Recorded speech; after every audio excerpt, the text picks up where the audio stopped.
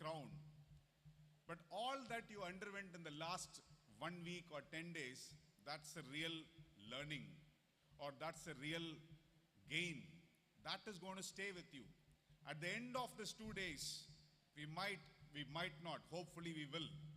But what we have definitely done, what gives me immense satisfaction at this moment is, I could see each and every one of you sitting in the corridor, reading the book, sharing the contents of the book, discussing it with your teachers, asking whether you have covered.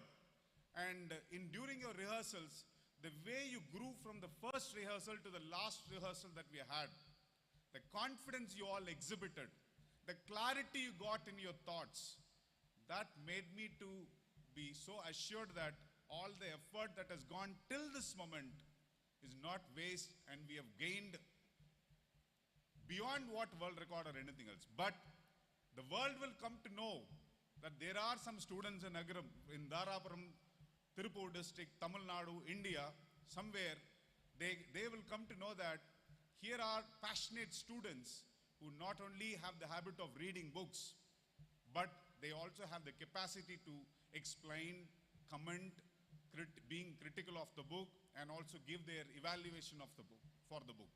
So that is like, that's going to be the gem. So through the world record, the world is getting to know.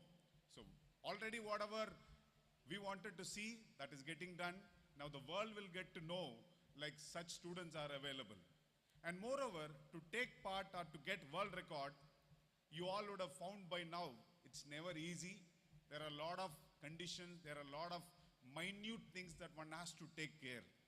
So these are all going to come a long way in your life.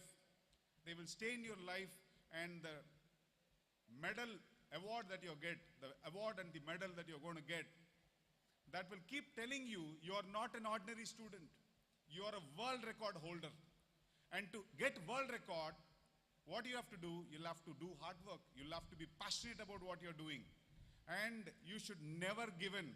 I know in the beginning stages, a few of you, after reading the book, you came for the interviews with the teachers. When teachers posed you some questions, you felt that you may not be able to do it because the book is so much. It has got a lot of contents. Teachers are asking left and right from here and there, how am I going to do it? And few of you were willing to go back.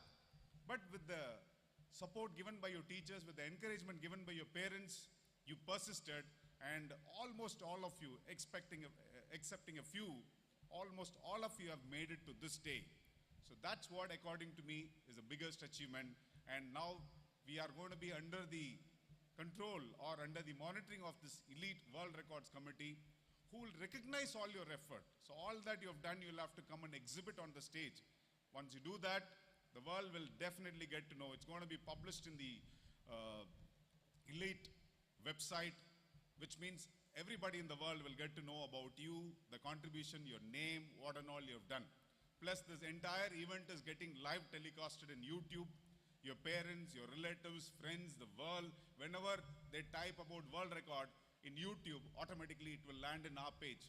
They will go through all these happenings, and they will also know about what you have done. So I'm so proud to invite each and every one of you for this momentous occasion, so that the next 1.5 days or the next 28 hours, we have an opportunity to witness our children coming onto the stage and delivering whatever they've prepared about the book. So I once again extend my warm welcome to each and every one of you. Thank you. Thank you, dear Principal, for your wonderful welcome note. It was inspiring, it was motivating, and hope all the efforts of our children will be fruitful tomorrow by this time. Now I invite Mr. M. Jnanapanditham, Principal of Agaram Public School, to honor the Chief Guest of the Day, Kalaimamani, Dr. Arasu Parameshwaran, as a token of love and affection. Let us give a big round of applause, ladies and gentlemen, and honor the presence of our respected Chief Guest of the Day.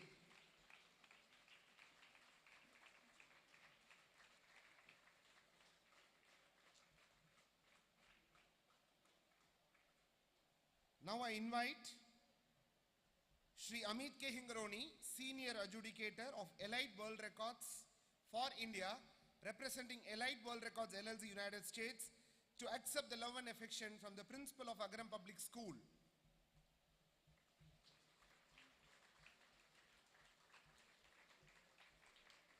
Thank you, Amit ji, for accepting love and affection.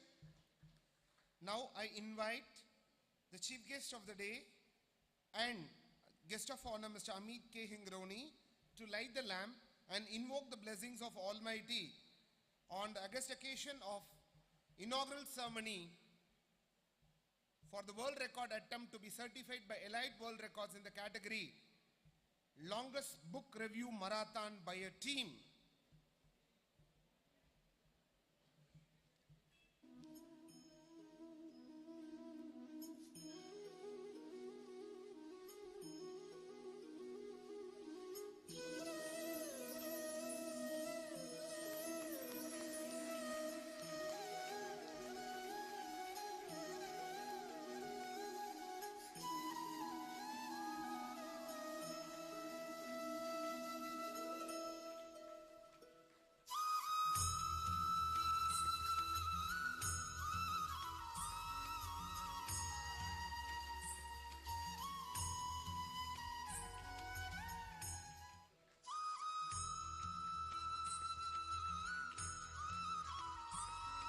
Thank you, dignitaries, for invoking the blessings of Almighty by lighting the lamp.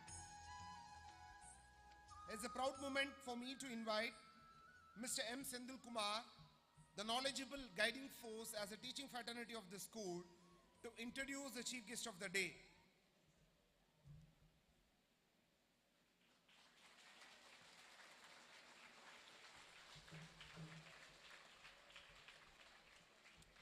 Thank you, sir. இருந்தமிழே உன்னால் இருந்தேன் இமையோர் விருந்தமிழ்தம் என்றாலும் வேண்டேன் என் தாய் தமிழுக்கும் அவையோருக்கும் இனிய பிற்பகல் வணக்கம். தமிழரின் அடையாளம் தமிழ் மொழி. தமிழ் மொழியின் அடையாளம் நற்றமிழ் சான்றோர் பலர். நற்றமிழ் சான்றோரில் ஒருவரே தகைசால் பெருந்தகை தமிழ் செம்மல் கலை மாமணி பேராசிரியர் முனைவர் அரசு பரமேஸ்வரன் அவர்கள். இச்சாதனை நிகழ்வில் சாதனை நாயகராக வீற்றிருக்கும் தமிழ் செம்மலின் அறிமுக உரை இதோ. பட்டங்களை சிறப்பித்த பல்கலை நாயகர்.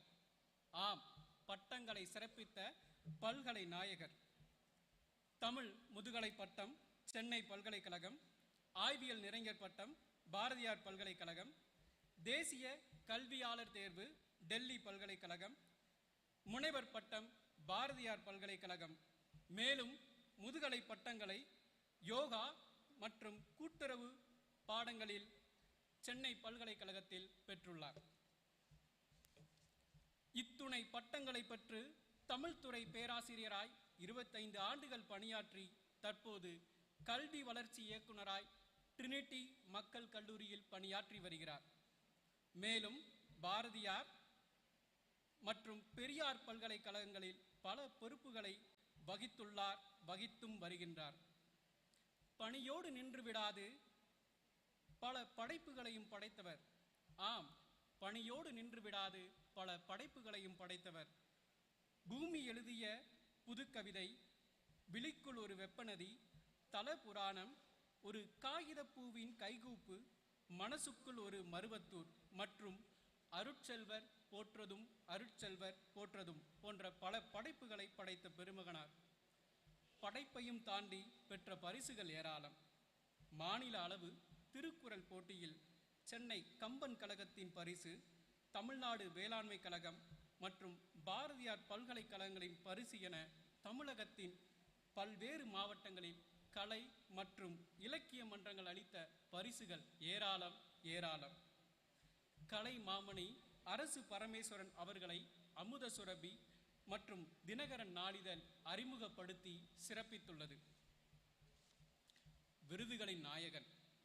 தமிழ்நாடு அரசு தமிழ் செம்மல் விருதினை 2016 கலை மாமணி விருதினை 2020 வழங்கி பெருமைப்படுத்தியுள்ளது. மேலும் தமிழ் மாநில இயல் விருது, கம்பன் பணி செம்மல் விருது, மொழித்துறை சாதனையாளர் விருது போன்ற பல விருதுகளை பெற்ற பெருமகனார் ஆவார். சமூக பணிகளில் புரவலர், செயலர், ஒருங்கிணைப்பாளர், அமைப்பாளர், துணைத் தலைவர் மற்றும் தலைவர் என பன்முகம் கொண்டு திகழும் பாங்காளர் நம் முதன்மை விருந்தினர். செம்மொழி தமிழாய்வு மத்திய நிறுவனத்தின் மூலம் நடத்தப்பெறும் தேசிய கருத்தரங்குகளில் 100க்கும் மேற்பட்ட கட்டுரைகளை சமர்ப்பித்தும் பாரதியார், பெரியார் மற்றும் காமராசர் பல்கலைக்கழகங்களின் ஆய்வு மாணவர்களுக்கு ஆய்வு நெறியாளராகவும் திகழ்ந்து வருகின்றார். தமிழகம் மற்றும் மலேசியாவில் நடத்தப்பெற்ற உலக தமிழ் செம்மொழி மாநாடுகளில் பங்கு பெற்றும் அரங்க ஒருங்கிணைப்பாளராகவும் வீற்றிருந்தவரே நம் விருந்தினர். இங்கு ஐயாவை பற்றி சொல்லப்பட்டவை ஏராளம் என தோன்றும். ஆனால் இங்கு சொல்ல விடுபட்டவையே ஏராளம் என ஐயாவின் அறிமுக உரையை வழங்க வாய்ப்பளித்த பள்ளி முதல்வர் மற்றும் நிர்வாகத்தினருக்கும் நன்றி பகர்ந்து விடைபெறுகிறேன். நன்றி, வணக்கம்.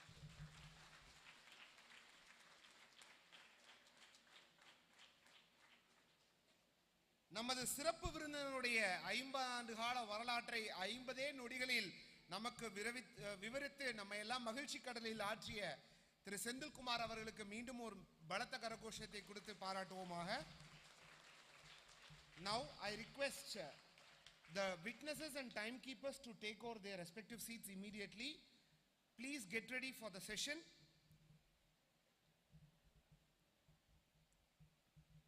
முயற்சியும் பயிற்சியும் தொடர்ச்சியாக இருந்தால் சாமானியனும் சாதனையாளர்களாம் என்ற அப்துல் கலாமுடைய அக்னிச்சிறகுகள் புத்தகத்தில் 12வது பக்கத்திலே 5வது வாசகமாக எழுதி கொடுத்திருக்கின்றார். அந்த கூற்றிற்கு சொந்தக்காரர் இவர். Think big, work hard, have the courage to dream, concentrate on achieving the dream, you will reach the goal. Abdul Kalam அவருடைய அக்னிச்சிறகுகள் புத்தகத்திலே கடைசி பக்கத்தில் கடைசி வாசகமாக கொடுத்திருக்கின்றார். உன்னால் செய்ய முடியாத காரியத்தை குறிக்கோளாக வைத்துக்கொண்டு அந்த குறிக்கோளை அடைவதற்காக விடாமுயற்சியோடும் முழு கவனத்தோடும் தன்னம்பிக்கையோடும் எவன் ஒருவன் செயல்படுகின்றானோ அவன் அந்த வெற்றிக்கனியை எளிதில் பறித்துவிட முடியும் என்பது பொருள். இந்த 2 கூற்றிற்கும் சொந்தக்காரரான இவர் சாதாரணமான குடும்பத்திலே பிறந்து இன்று தமிழ் செம்மலாக கலைமாமணியாக நம்மிடமே அமர்ந்திருக்கிறார் நமது சிறப்பு விருந்தினர். இதோ உங்கள் கரகோஷத்தோடு நம் சிறப்பு விருந்தினரை பேருரையாற்ற வருக வருக அன்போடு வரவேற்கின்றோம்.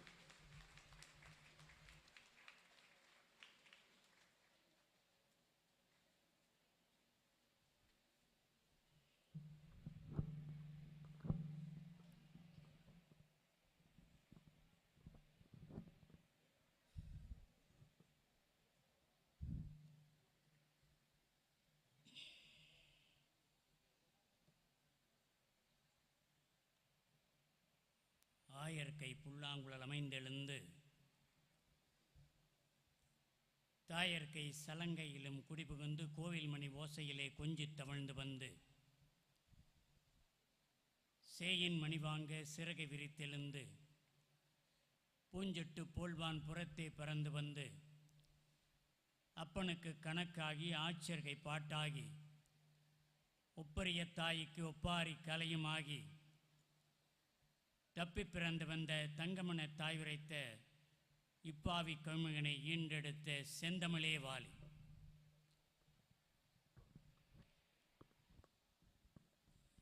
தெளிவுறவை அறிந்திடுதல், தெளிவு தர மொழிந்திடுதல், சிந்திப்பார்க்கு கனிவளர் உள்ளத்தில் ஆனந்த கனவு பல காட்டல், கண்ணீர் துளிவர உள்ளிருக்குதல், இவை அனைத்தும் நீ அருளும் தொழில்கண்டோ ஒளிவளரும் கலைவாணி அடியேனுக்கு இவை அனைத்தும் உதவுவாயே. நல்லதோர் வீணை செய்தது நலம் கட புழுதியில் எரிவதுண்டோ, சொல்லடி சிவசக்தி என்னை சுடன்மிகும் வடிவுடன் படைத்து விட்டாய், வல்லமை தாராயோ. இந்த மாநிலம் பயனுற வாழ்வதற்கு எடுத்த காரியம் யாவிலும் வெற்றி, எங்கு நோக்கிலும் வெற்றி மற்றாங்கே விடுத்த வாய்மலுக்கு எங்கனும் வெற்றி வேண்டினேன் எனக்கு அருணல் காலி. இன்றைய தினத்தினுடைய சிறப்பு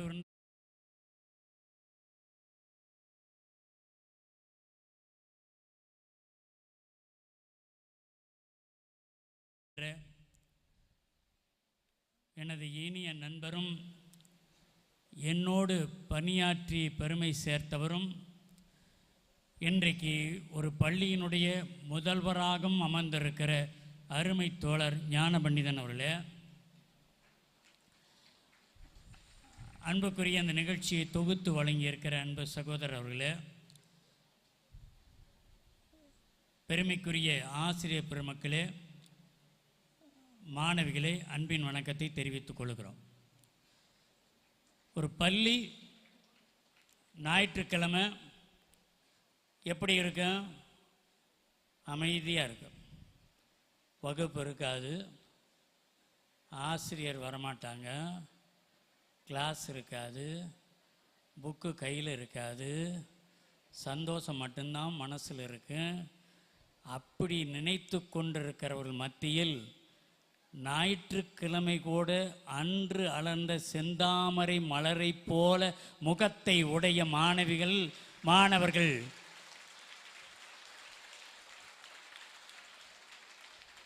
எங்கிருக்கிறார்கள்? எங்கேதான் இருக்கிறார்கள் என்று உலகம் முழுக்க தேடினால் அது அகரம் பள்ளியில்தான் இருக்கிறார்கள் என்பதனுடைய அடையாளம்தான் எனது அன்புக்குரிய மாணவ மணிகள். நான் தமிழகம் தாண்டி இந்தியா முழுக்க எவ்வளவோ கல்வி நிறுவனத்திற்கு போயிருக்கேன், பல்கலைக்கழகத்துக்கு போயிருக்கேன், மாநாட்டுக்கு போயிருக்கேன், எல்லாத்துக்கும் போயிருக்கேன். ஆனால் எனக்கு ஒரு ஆச்சரியம் பாருங்கள், அந்த அவைக்கு வந்த பிறகு சில அபூர்வமான சில காட்சிகளை பார்ப்பேன். அதுதான் அந்த பள்ளியினுடைய சிறப்பு. ப்ரேயர் அப்படின்னு சொன்னோன்னே எழுந்து நிற்பாங்க, இது வழக்கம்தான், எல்லா இடத்துலையும் ப்ரேயருக்கு எழுந்து நிற்பாங்க. ஆனால் எழுந்து மட்டும் நிற்கவில்லை எங்கள் மாணவ மணிகள், எழுந்து கைகளை கூப்பியபடி நின்னார்கள் பாருங்க. அதுதான் இந்திய பண்பாடு என்பது இந்த பள்ளியை பார்த்தால் தெரிந்து கொண்டேன். நம்ம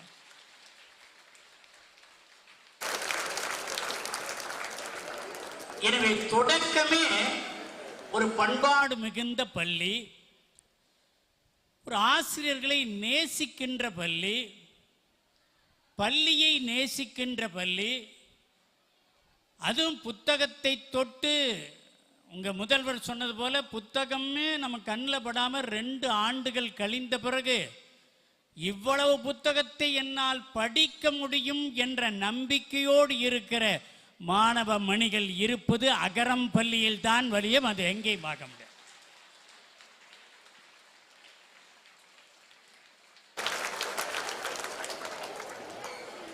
இப்போ தமிழ்நாட்டில் பள்ளிகள் இல்லாத இடமே இல்லை. நாங்கள்லாம் படித்த காலத்தில் பள்ளிக்கு நடந்து போய் படித்தோம். இப்போ இதுக்கு ஒரே வித்தியாசம்தான். அப்போல்லாம் 5 கிலோமீட்டர் நடந்து போய் படித்தோம். இப்போ நடக்கிற இடத்துலையே படிக்கிற ஸ்கூல் இருக்குது. அடுத்த 8 வச்சா இன்னொரு பள்ளி. எங்கே பார்த்தாலும் பள்ளிகள் இருக்குது. பல்வேறு விதமான அறிவை கற்கிற வசதி இருக்குது. இன்னைக்கு எதிலும் படிக்கலாம், எப்படியும் படிக்கலாம், வாழ்வை உயர்த்தலாம் என்ற நம்பிக்கை எங்களுடைய மாணவர் மனதிலே இருக்கு. ஆனால் இது நான் நினைக்கிற உலக சாதனை என்பது மட்டுமல்ல, இது போன்ற சாதனை ஒரு பள்ளியிலே நடத்துவது என்பதுதான் மிகப்பெரிய சாதனை என்றால் அதுதான் உலக சாதனை.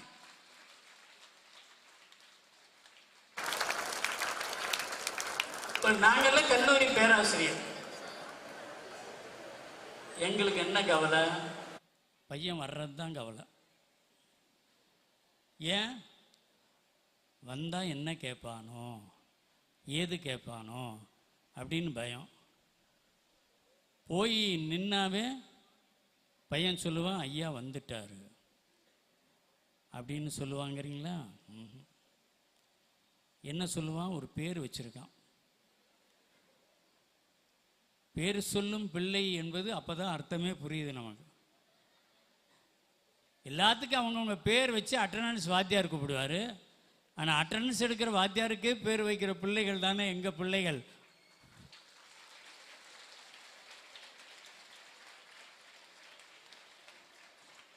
அது அவங்களுக்கு மட்டும்தான் ரகசியமாக தெரியும். அதை கண்டுபிடிக்கவே முடியாது நம்ம. அது அவங்க அறிஞ்ச விஷயம், உலகம் அறிஞ்ச விஷயம், கண்டே பிடிக்க முடியாது. நான் அப்படி போய் என் காலேஜில் இறங்கணுன்னா ஒரு பையன் அப்படி பார்ப்பான், சொல்வான், எல்லாரும் அவர் தான் வந்திருக்காருன்னு முடிவு பண்ணிக்குவான். என்ன சொல்ல போகிறான்னு ஆவல் எனக்கு இருக்குது. நமக்கு என்ன பேர் வச்சுருக்காங்கன்னு கேட்குறதுல அதில் ஒரு அலாதி இன்பம் இருக்குது. நமக்கு பின்னடா பேர் வச்சுருப்பான், அதுக்கு எதாவது ஆராய்ச்சி பூர்வமாக வச்சுருப்பானோ, இல்லை நம்ம உடையை வச்சு வச்சுருப்பானோ, இல்லை நம்ம நடையை வச்சு வச்சுருப்பானோ, எதை வச்சுருக்கான்னா இறங்கணுன்னு அவன் சொல்லுவான், டே தலை வந்துருச்சுடா அப்படிமா.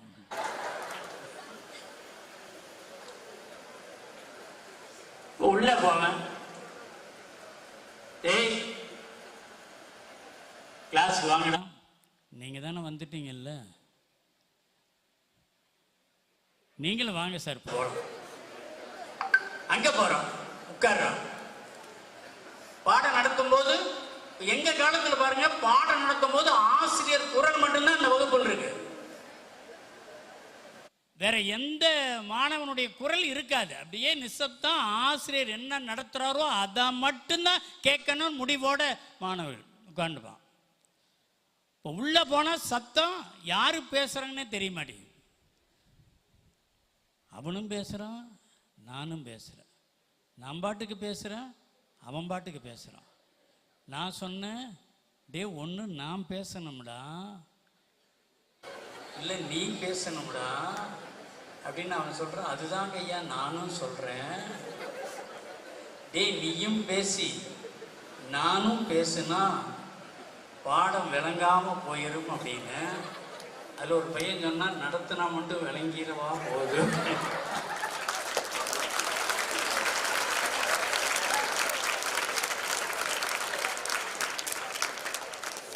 இது இன்னைக்கு நடைமுறையில் இருக்கிற விஷயம். மாணவர்களை தங்கள் கட்டுப்பாட்டுக்குள் கொண்டு வருவது என்பது மிக கஷ்டம். அன்னைக்கு ஒன்றும் தெரியாத மாணவர்களை கொண்டு வந்து அப்பா அம்மா சேர்த்திட்டு படிக்க வைங்கினாங்க. இன்னைக்கு எல்லாம் தெரிஞ்ச மாணவர்களை தான் கொண்டு வந்து சேர்த்திட்டு இன்னும் கொஞ்சம் படிக்க வைங்கன்னு சொல்ற காலம். எல்லாம் என் பிள்ளைக்கு தெரியும், ஆனா நீங்க என்ன இன்னும் கொஞ்சம் கூடுதலா சொல்லி கொடுங்க, அவன் டேலண்ட்டுக்கு ஏற்ற மாதிரி சொல்லி கொடுங்க. அப்படி இருக்கிற கல்வி திட்டம், அப்படி இருக்கிற நடைமுறை, கல்வி கூடங்கள், இதை தாண்டி படிக்கிற புத்தகமே கசந்து போய்விட்டது என்று நினைக்கிற காலத்தில் புதிய புதிய புத்தகங்களை தேடி எடுத்து படித்து அதில் உலக சாதனை பெற வேண்டும் என்கிற எண்ணம் இந்த உலகத்தில் மிகப்பெரிய எண்ணம் இருக்கிறது என்றால் அந்த எண்ணம் அகரம் பள்ளியில் மட்டும்தான் இருக்கிறது, ஒழிய வேற எந்த பள்ளியில் இல்லை. எனவே அமர்ந்திருக்கிற ஒவ்வொரு மாணவ கண்மணிகளையும் நான் பார்ப்பது, அவர்கள் சீருடையில் உட்கார்ந்திருக்கிறார்கள் என்பது மட்டும்தான் என் கண்ணில் படுகிறதா?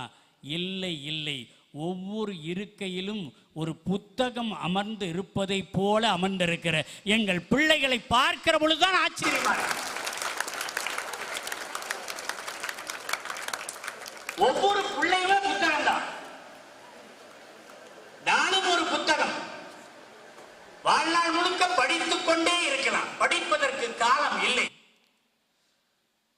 வரலாற்று புத்தகங்கள், இலக்கிய புத்தகங்கள், கவிதை புத்தகங்கள், ஆராய்ச்சி புத்தகங்கள், இயற்கை சார்ந்த புத்தகங்கள், வேளாண்மை சார்ந்த புத்தகங்கள், பொது அறிவு புத்தகங்கள், சாதனை பெற்ற வரலாற்று புத்தகங்கள் என்று இன்றைக்கு புத்தகங்கள் எண்ணிக்கை அணிவகுத்து இருக்கிறது. ஆச்சரியமான காலம்.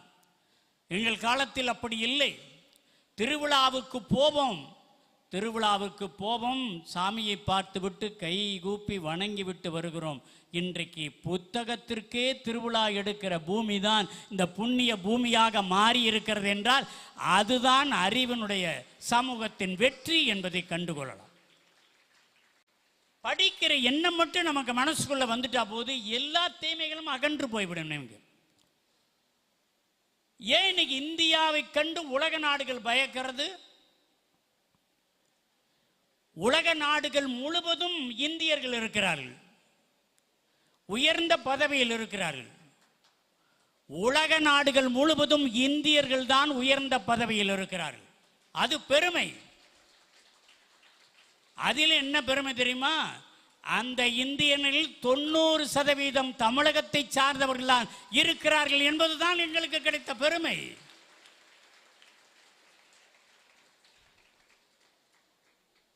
தமிழன் என்றால் ஏதோ ஒரு மொழி சார்ந்தவன் என்று நினைத்துக் கொள்ளக்கூடாது. தமிழ் மொழி என்றால் ஏதோ மற்ற மொழிகளோடு ஒப்பிடுகிற மொழி என்பது அல்ல. தமிழை ஏன் தாய்மொழி என்று சொல்லுகிறோம்? என் தாய் பேசுவதனால தாய்மொழியா? இல்ல. தமிழ்நாட்டில் இருக்கிறதுனால தாய்மொழியா? இல்ல. ஏன் தமிழ் மொழிக்கு மட்டும் தாய்மொழின்னு பேரு? ஆங்கிலத்திற்கு இல்ல, மற்ற கிரேக்கத்திற்கு இல்ல, லத்தீனுக்கு இல்ல. ஆனா தமிழ் மொழியை தாய்மொழி என்று ஏன் சொன்னால் தெரியுமா? இந்த தமிழ் மொழி தான் எல்லா மொழிகளுக்கும் தாய். எனவே தமிழ் மொழியை தாய்மொழி என்று சொன்னார்.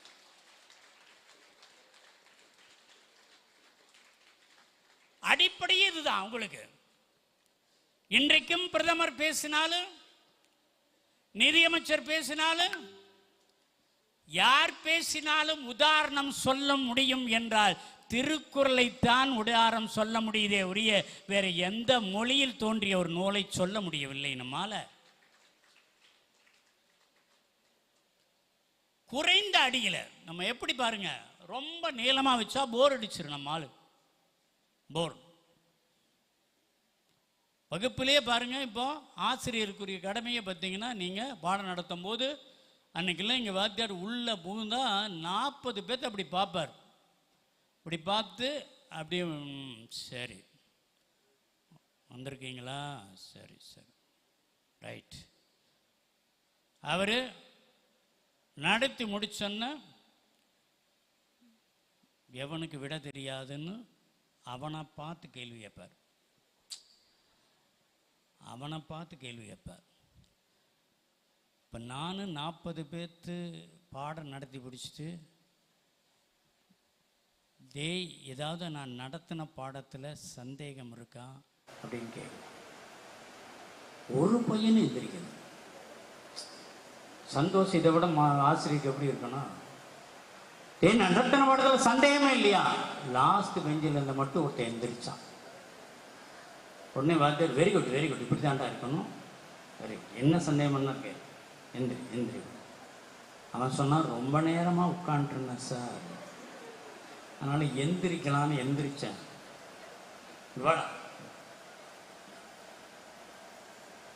நடத்தின பாடத்தில் ஏதாவது டவுட் இருக்கா? ஆமாம் சார். ரைட் வெரி குட், இப்படி தான் இருக்கும். நடத்தின பாடத்தில் டவுட் கேட்கணும். என்ன டவுட்? டவுட்டு தான் சார். அதான் நடத்தின பாடத்தில் என்ன டவுட்டு? நடத்தின பாடத்தில் தான் சார் டவுட்.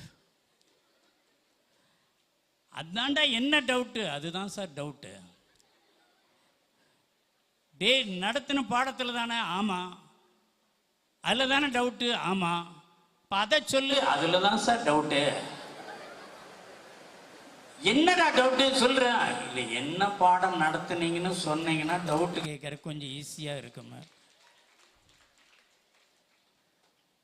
இப்போ வாத்தியாருக்கே டவுட் வந்துடும் பாருங்க. மாறிடுச்சு, நம்முடைய கலாச்சாரம் மாறிடுச்சு. நம்ம எக்ஸாம் எழுதும் போது தெரியலனா ஒயிட் பேப்பரை கொடுத்துட்டு போகிற கலாச்சாரம் இன்னைக்கு அப்படி இல்லை, துணிஞ்சு எழுத முடிகிறது. இப்போ நீங்கள் ஒவ்வொரு புத்தகத்தையும் விமர்சனம் செய்ய முடியுது. நீங்களே ஒரு புத்தகம் எழுதுகிறவராக மாற முடியும். ஒரு புத்தகத்தை படிக்கிற பொழுதே நாம் படைப்பாளியாக மாறுவதற்கு வாய்ப்பு இருக்கிறது. நம்ம அதுதான் ஆரோக்கியமான வகுப்பு. பாடம் நடத்தி கொண்டு வருகிற பொழுது மாணவன் எழுந்து அந்த பாடம் தொடர்பாக அவர் கேள்வி கேட்கிற பொழுது அந்த கேள்விக்கு பதில் சொல்லாமல் ஆசிரியரை திணறடித்தால் அது ஆற்றல் மிக்க மாணவன் என்பதை இந்த உலகம் அடையாளம் கண்டுகொள்ளும். கேள்வி கேட்பதற்கான வாய்ப்பு நிறைய இருக்கு நமக்கு. ஒரு புத்தகத்தை படிக்க படிக்க படிக்க கேள்விகள் 1000 கேள்விகள். ஒரு அறிஞன் எழுதுனா புரட்டி புரட்டி படிப்பதல்ல புத்தகம் என்பது. சில பேர் சொல்லுவாங்க, படிச்சொன்ன சார் படிச்சொன்ன எனக்கு ஒன்று வரும் சார். பார்த்தீங்களா? இல்லை அண்டர்ஸ்டாண்ட் எவ்வளோ பாருங்க, கற்பூரமாக பதிலே சொல்ல கண்டுபிடிச்சாங்க. படிக்க ஆரம்பிச்சேன்னா முதல்ல கெட்ட ஆவி அது கொட்டாவியாக மாறி நம்மகிட்ட வரும். புத்தகம்னு எடுத்து ஆரம்பிச்சாவே தொடங்கணும். புரட்டி புரட்டி படிப்பதல்ல புத்தகம் என்பது. புத்தகத்தை புரட்டிகிட்டே இருக்கும், அது புத்தகமா? இல்லை. படித்து முடித்த பிறகு உன்னை அது புரட்டி புரட்டி எடுக்குமானால் அதுதான் புத்தகம் என்று எழுதி வைத்தவன் நம்முடைய தமிழர்கள். பாவேந்தன் பாரதிதாசன் அழகின் சிரிப்பு அப்படின்னு ஒரு புத்தகம் எழுதினார். நம்ம தமிழ் மொழியில்தான் குழந்தைகளுக்கு என்று ஏராளமான புத்தகங்கள், வேற எந்த மொழியிலும் புத்தகம் கிடையாது. குழந்தைகளுக்கான புத்தகம் இருக்கு நிறைய. அழகின் சிரிப்பு இயற்கையை பற்றியான புத்தகங்கள். அதில் அப்படி படிச்சுட்டு இருக்கும்போது அப்படி காற்று அடிக்குது. காற்று அடிக்கும் போது அந்த புத்தகத்தினுடைய அப்படியே பக்கங்கள் புரளுகிறது. பாரதிதாசன் பார்க்கிறாரு, அப்படியே காற்று வந்து என் புத்தகத்தை புரட்டி விட்டு போகிறது. கவிஞன் அல்லவா, அவன் மனசுக்குள்ள இருக்குமா இல்லையா? ஒன்றை பார்த்தால் உடனே கவிதை எழுத தோணும். கவிஞனுடைய எண்ணம் அதுதானே. கவிதை என்பது எங்கே பிறப்பது? உள்ளத்தில் உள்ளது கவிதை, உணர்வு எடுப்பது கவிதை. அப்படி பார்க்கிறாரு, ஜன்னல் வழியாக காற்று வருகிறது, புத்தகத்தை புரட்டுகிறது. அப்படி காட்சியை பார்த்தாரு, அடுத்து எழுத தொடங்கியது. காற்று உள்ளே வந்து என் புத்தகத்தை புரட்டியது, ஒருவேளை காற்று கூட கற்றுக்கொள்கிறதோ என்று எழுதுகிறார். காற்று கூட கற்றுக்கொள்கிறதோ, அது கூட கற்றுக்கொள்ள வருகிறது உள்ளே. அப்ப புரட்டுகிற புத்தகம் எல்லாமே நம்மை புரட்டி புரட்டி பார்க்க. இன்னைக்கு சமீபத்தில் நமக்கு ஏராளமான வரலாற்று புத்தகங்கள், அருமையா சொன்னார் நம்முடைய அருமை நண்பர் சொன்னார், நம்முடைய அப்துல் கலாமுடைய அக்னி சிறகுகள், எல்லா வெற்றி பெற்றவங்க ஒவ்வொருடைய வரலாறும் வந்துருச்சு. தொழில் நிறுவனத்தினுடைய வெற்றி புத்தகமா வந்தாச்சு, தனி மனிதனுடைய வெற்றி புத்தகமா வந்தாச்சு, நாட்டினுடைய வெற்றி புத்தகமா வந்தாச்சு, தமிழ் தலைவருடைய வெற்றி எல்லாத்தையும் இன்னைக்கு புத்தகமாக கொண்டு வந்து இறக்கிட்டாங்க. படிக்க படிக்க படிக்க ஆவல் நின்று கொண்டே போகிறது. எத்தனை படிக்கணும்? நம்ம பக்கத்தில் அண்மையில் இருக்கிற பொள்ளாச்சியில் கவிஞர் சிற்பி அப்படின்னு ஒருத்தர் இருக்கார், பெருமைக்குரிய கவிஞர், 2 சாகித்ய அகாடமி பரிசு பெற்றவர்.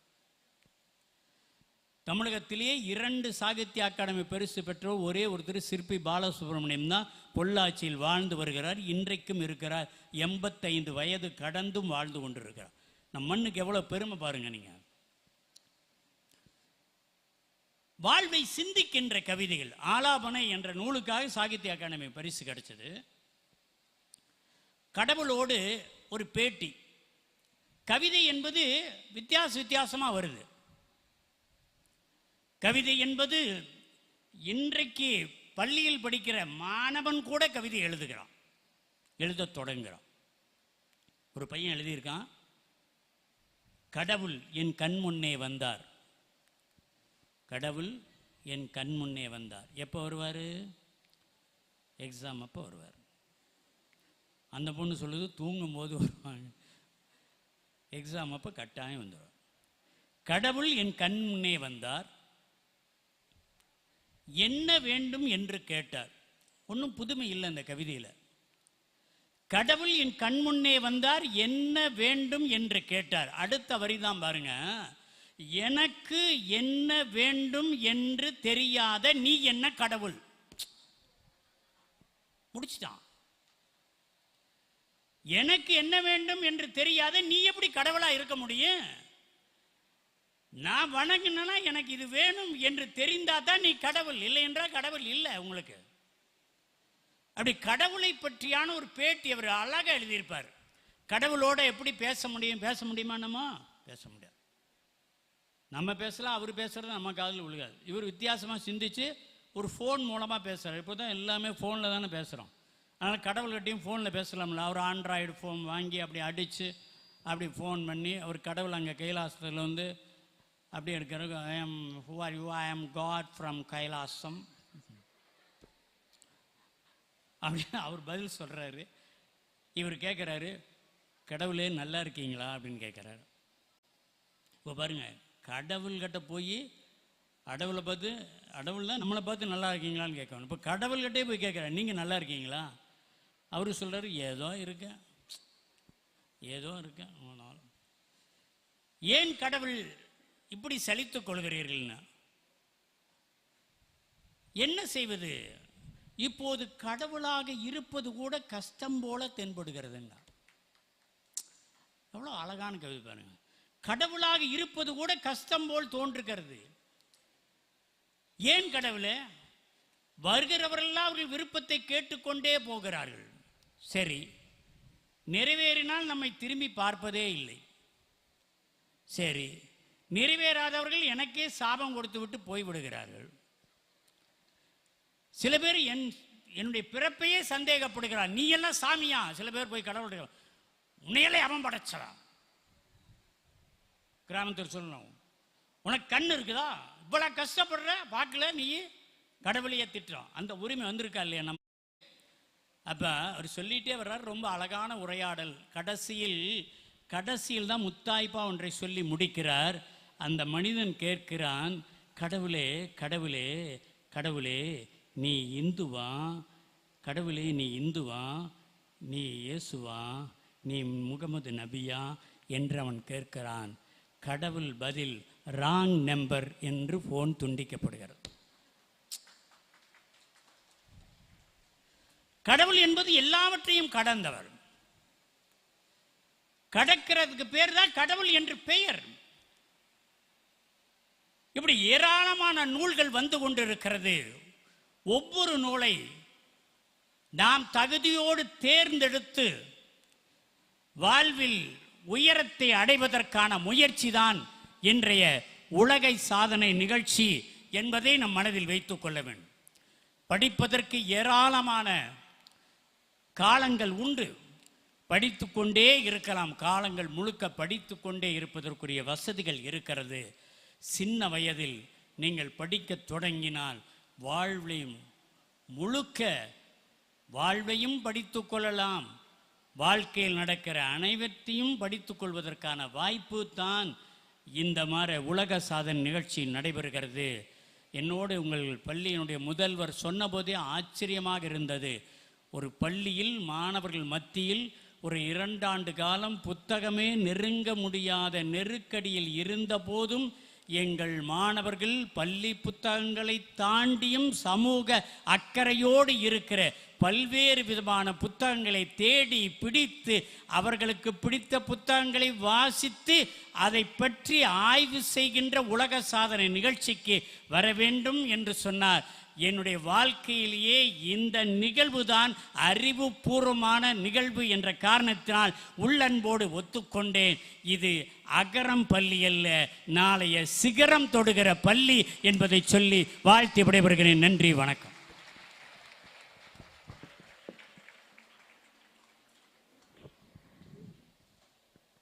தமிழுக்கு ஆசான், நடமாடும் பன்னாட்டு தமிழ் பல்கலைக்கழகம் தன்னுடைய சிறந்த பேச்சாற்றலால் பல சாதனையாளர்களை உருவாக்கிய அழகான சிற்பி இன்று நமது சிறப்பு விருந்தினர். உங்களுடைய இந்த ஊக்கம் தந்த பேச்சு எங்களுக்கு பூஸ்ட், ஹார்லிக்ஸ், போன்விட்டா, காம்ப்ளான் ஆகிய 4ஐயுமே கலந்து குடித்த ஒரு மிகப்பெரிய தெம்பை எங்களுக்கு கொடுத்திருக்கின்றது. இது அடுத்த 24 மணி நேரத்திற்கு அல்ல, பல நூற்றாண்டு காலம் பயன்பெறும் என்பதை சொல்லி மாணவர்கள் தயாராகிக் கொள்ளுமாறு அன்போடு கேட்டுக்கொள்கின்றேன். Now I kindly invite respected Amit K. Hingroni, Senior Adjudicator of Elite World Records LLC United States for India, to deliver the best wishes message to all the world record aspirants of Agaram Public School. I proudly invite you, sir.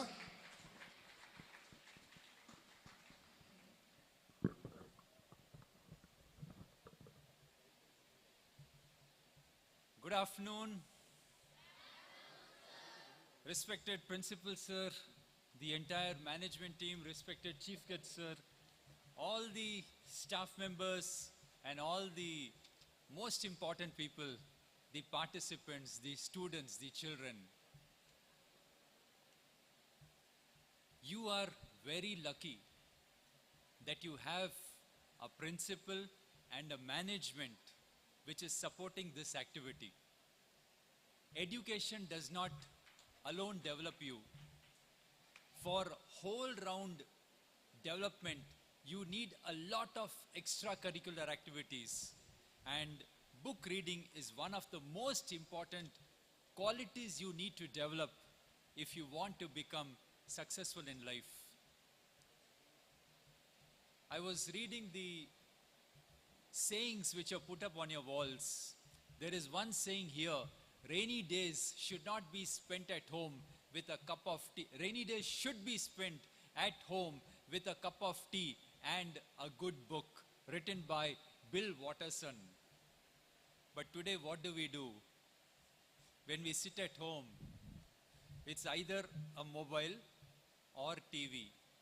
There are no games, there is no books, which is totally wrong.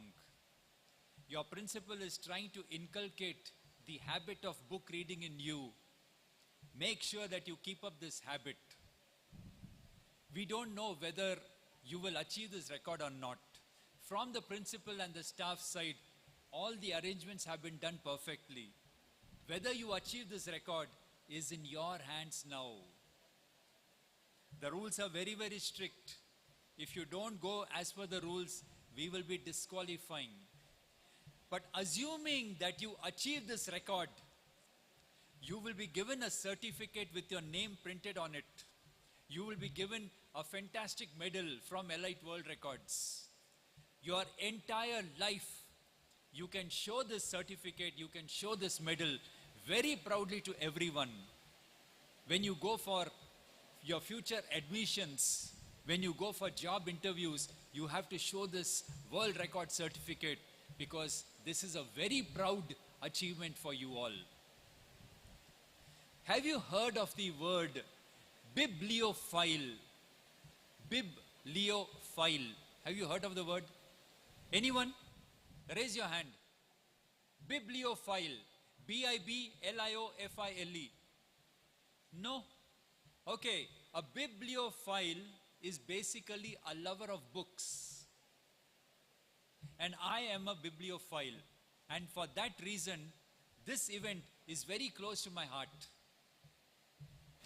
When I was in my 6th standard, I was studying in Bangalore, a very big school. I was very lucky to study there. The library there was almost double the size of this auditorium.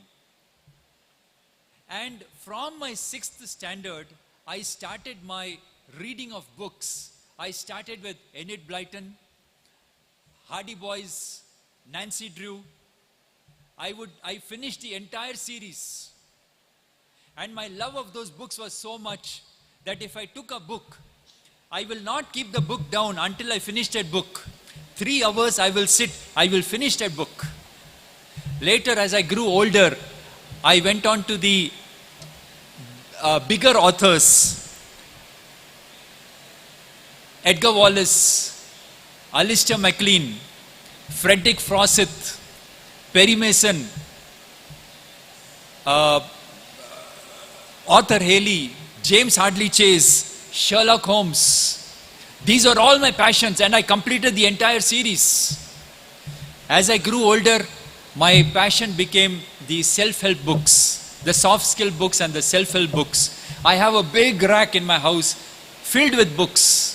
It's my passion to buy the books, though I confess I don't have time to read. 50% of the books I have not read, but I still have a passion to buy, and I have kept it that one day when I retire, I will read those books. In my mobile, I have at least 500 PDF of these soft skill books. Reading is my passion till today, and I want you people to develop this passion. This reading habit has many uses. It will build up your personality. It will make you understand how people elsewhere live. It will develop your language. Many uses. And you should be fortunate that your entire management led by the principal is trying to develop this reading habit in you. I sincerely desire, I sincerely wish that you should achieve this record. And for that, may God bless you all. My blessings are also with you. We won't bend the rules, but you have to make sure that you achieve the record. And tomorrow evening, when I come on the same stage, you should give me the privilege of declaring the success of this record. Don't give me the disappointment of announcing that the record has failed. I'm sure with all these arrangements which your principal has announced, how you have been rehearsing with your teachers and your friends, etc., how you were sitting on the corridors and reading the books, I'm sure you have done your preparation. I'm sure you will achieve the record, and I'm sure that with God's blessings, you will achieve this record. Wish you all the best, all the participants, the students, the entire management, and the principal and the staff. Wish you all the best. Thank you.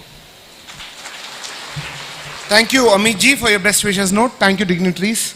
Organizers, please get ready with the dais fast. Thank you, respected dignitaries.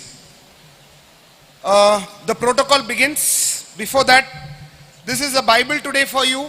This is the Bhagavad Gita for you. This is the Quran for you today, from this minute onwards. It means here is the stringent rules and regulations being set by Allied World Records. As a protocol, I would like to now point out few important guidelines. Allied World Records specific guidelines pack for the world record attempt in the category longest book review marathon by a team. There is no current world record in this title. The record aspirant is expected to meet the minimum criteria which is mentioned in the guideline pack. The minimum duration of the record attempt is 24 hours. The record should be attempted by a team. The minimum number of participants for the record attempt should be 100. Here it is 202. The minimum number of books to be reviewed by the team is 100, but here the book is going to be 202. The same book should not be reviewed twice. So that is also another condition. There is no age limit for this record attempt. The team members can be male or female of any age category. The books to be reviewed can be of any nature. It can include fiction, non-fiction, or any genres. The participants should review the books one after the other. The schedule of book review by the participants should be predetermined and documented as additional evidence and submitted to us prior to the event for approval. It is expected that each participant should review the book for a minimum duration of 5 minutes without fail. If you review the book only for 4 minutes 30 seconds, then you are disqualified. And you are making an alarm that the chances for the total record to be disqualified. The review of the books can be done in any language. Even the review can be in bilingual. The participants during their book review should be clear and audible to all the spectators and observers without fail. There should not be any break during the record attempt. The participant presenter should not have extended time pauses during his or her presentation. The maximum admissible transition gap between one presenter and the other presenter is only 15 seconds. That 15 seconds will also be deducted from the total performance what you have taken. The total duration of the record attempt will be calculated based on the start of the session when the first participants start the session and for the duration up to which the last participants end the session. There should be at least 5 observers or spectators at all times during the attempt without fail. அப்படினா என்ன? இங்க presentation கொடுத்துட்டு இருக்கும்போது குறைஞ்சபட்சம் 5 பேராவது இந்த நிகழ்ச்சி முழுக்க பார்த்துக்கிட்டே இருக்கணும். Okay? Visitors logbook is ready. Can you show it to the adjudicator, please?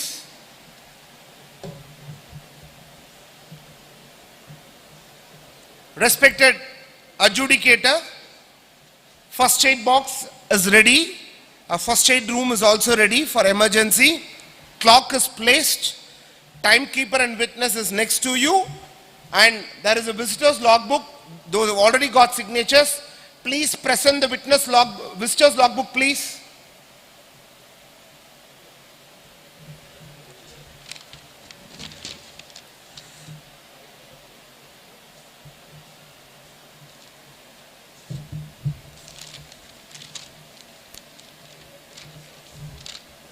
Show it to sir. Get the initial there with him. So, respected presiding officer, please put your initial there in the visitor's logbook.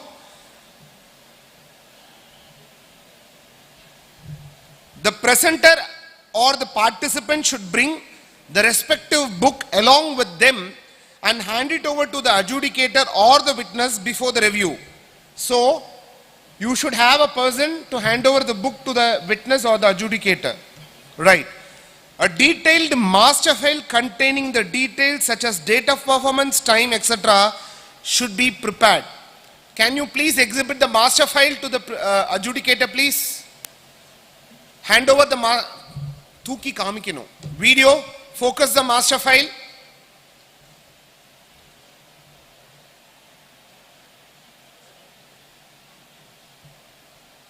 Okay, this is the master file which the world record has demanded.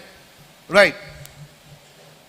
There should be at least one witness, independent witness and one independent timekeeper to be throughout the 27 hours of the record attempt to be done by your school. And this witness and timekeeper should be on a shift basis for every 2 hours. If I am the witness for the first 2 hours, I cannot be the witness for the 3rd hour. That is again a condition. And the witness and timekeeper should be qualified in the specific field. They should hold a knowledge on literature. You understood my point? Because they are in the position to act as a jury for the performance what you make, what you give. And hence they should be qualified. The entire record attempt should be captured as a video and the same has to be submitted without fail in any digital storage media. The photographs of the record attempt should be captured at equal intervals and submitted as soft copies as additional evidences. A large size clock should be digital or analog to be placed in the venue, which has already been done. A first aid medical kit should be available within 10 meters of the venue. So we have kept just 1 meter away from the participant. If the number of participants exceeds more than 500, then an ambulance should be available at the venue for any emergency. But this is not applicable here because the number of participants is only 202. The record attempt should be executed based on the COVID protocol. The organizers should adhere to all the rules and regulations set forth by the local authorities on COVID precautions. Respected presiding officer, I have a question here to you. During the performance, can you permit them to remove their mask? Yes? Right. If the once from the bell begins, it's mandatory that everyone should wear a mask without fail other than the presenter. So it is in the rules and regulations. Please ensure that it is done without fail. Everyone who are here, including me, I should wear a mask without fail. It is in the guideline. Participants who are going to be the champion of champion, the world champions for the future, and you are going to make India proud in the top of the globe in the field of literature with all your efforts. Let us give a big round of applause and motivate ourselves, ladies and gentlemen. Presiding officer, we are ready. First participant on the dais, second participant, get ready.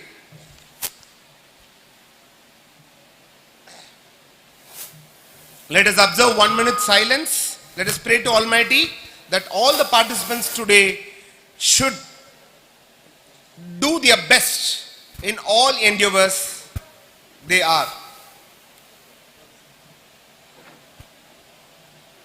Close your eyes, join your hands, and let us pray to Almighty Meanwhile, I request the teachers to please hand over a mask to all the management committee who are here, because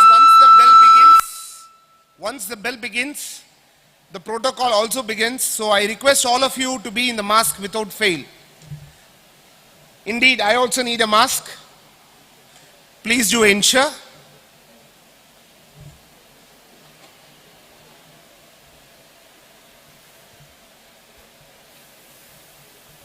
And videographer, if someone without a mask, please don't cover photo and video. That may create an evidence against the guideline.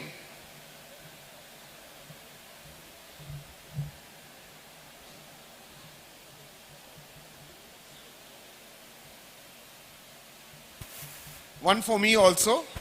Thank you. Presiding officer, COVID protocol is also adhered as per the guidelines. Waiting for your further instructions. We'll proceed. The floor is yours. Timekeeper, 3:29. As per the clock here, the type of clock you're going to adhere is analog. And wait for 1 more minute. Whistle ready, timekeeper. Where is the whistle? Boss, get ready with the whistle. Timekeeper, we cannot start the event without your whistle. Someone, please get a whistle within only 30 seconds left. Fast.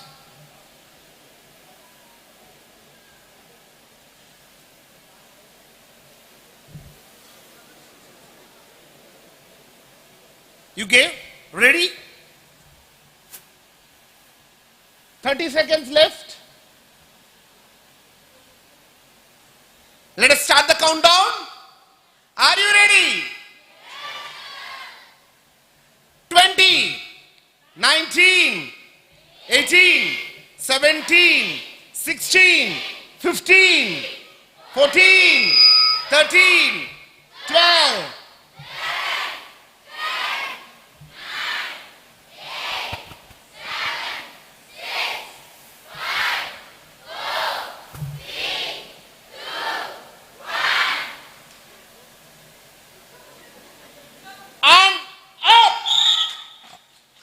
I'm Sriram from grade 12B, and the book I'll be reviewing is The Happiness Advantage. So this is one of my favorites, and to sum up the whole book, the experience of reading the book, I could say it's within 2 lines. It's simply profound and profoundly simple at the same time. It's very easy to read, but at the same time, the message it conveys is very deep. And a particular liking I developed towards this book is because it was one of my favorites. I have many books as I have a shelf, but this one stood out every time. And every time I read this, it gives me more and more inspiration. So I'm here to share a few experiences which I have got through reading this book with you all.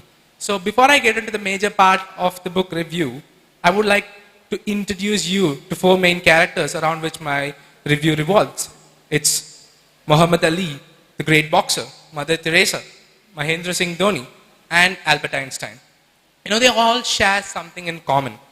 Not that they have been successful in their own domain, there's something else which they all share in common. I know you all will be interested to know that, but you'll have to wait. Before that, I have something to say. See here, as a society, we've all created a formula for happiness.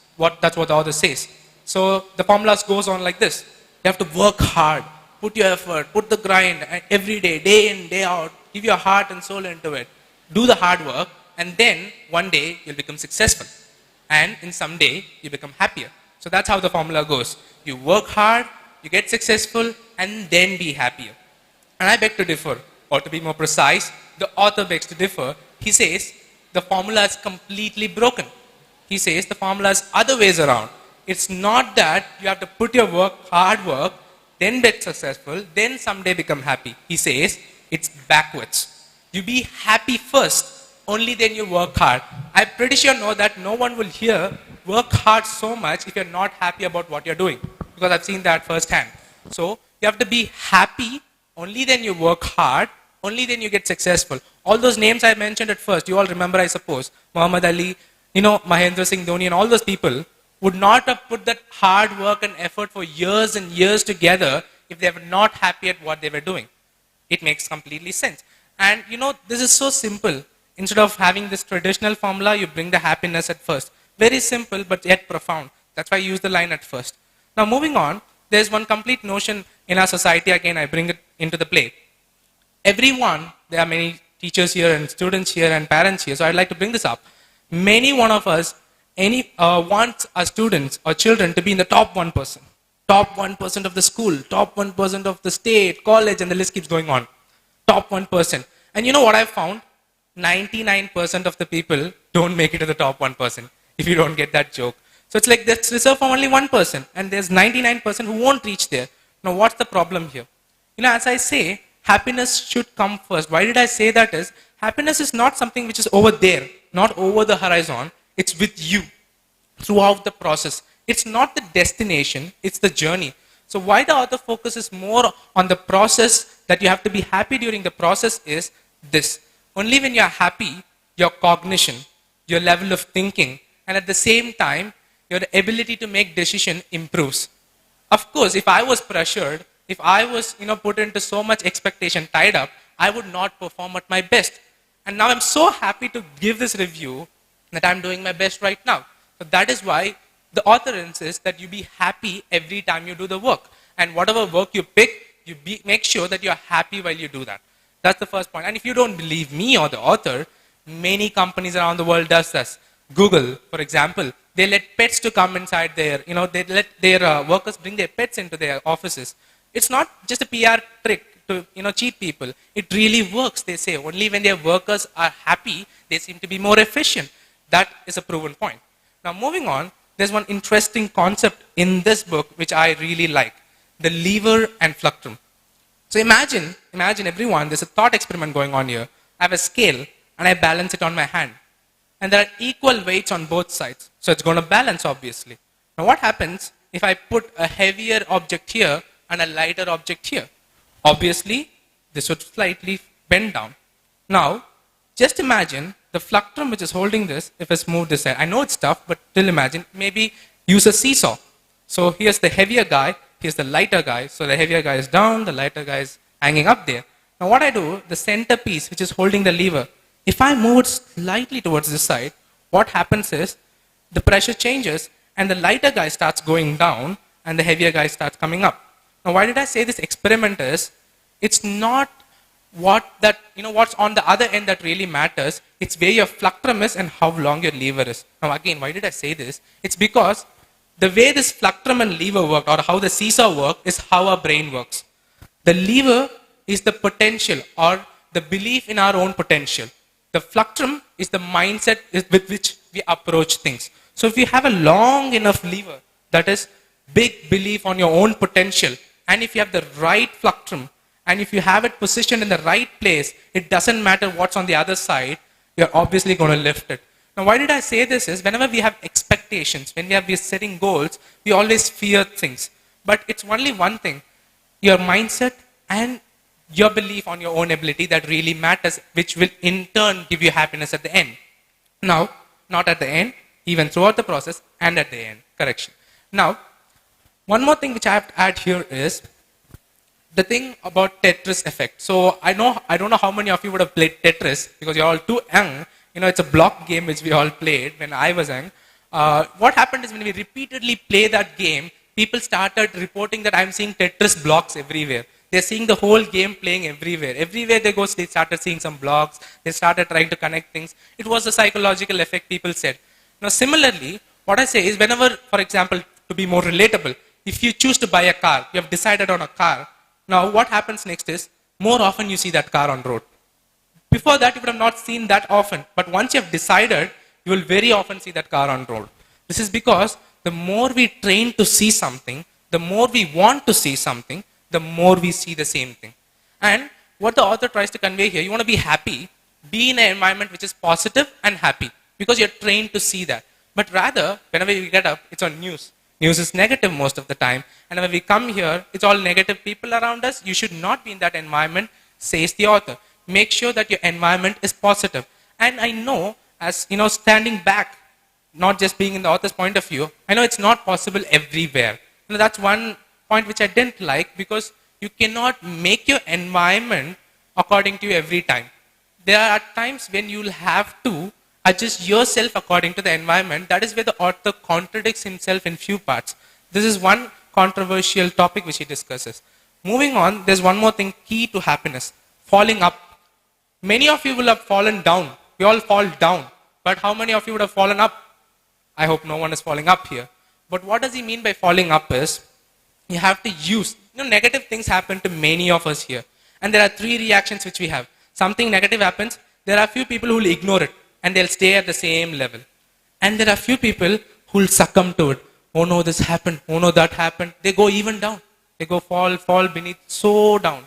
And there are other set of people who use this negative effect to push them forward and take to a stage where they were not there before that. I could say a good example for that. It will be an interesting example. There was a shoe company, okay? They want to set up factory in Africa. So what they do is they send two of their managers to Africa. They go there and they see what is around here. This is a famous example. So they see that place and two of them sends message back to the company separately, individually.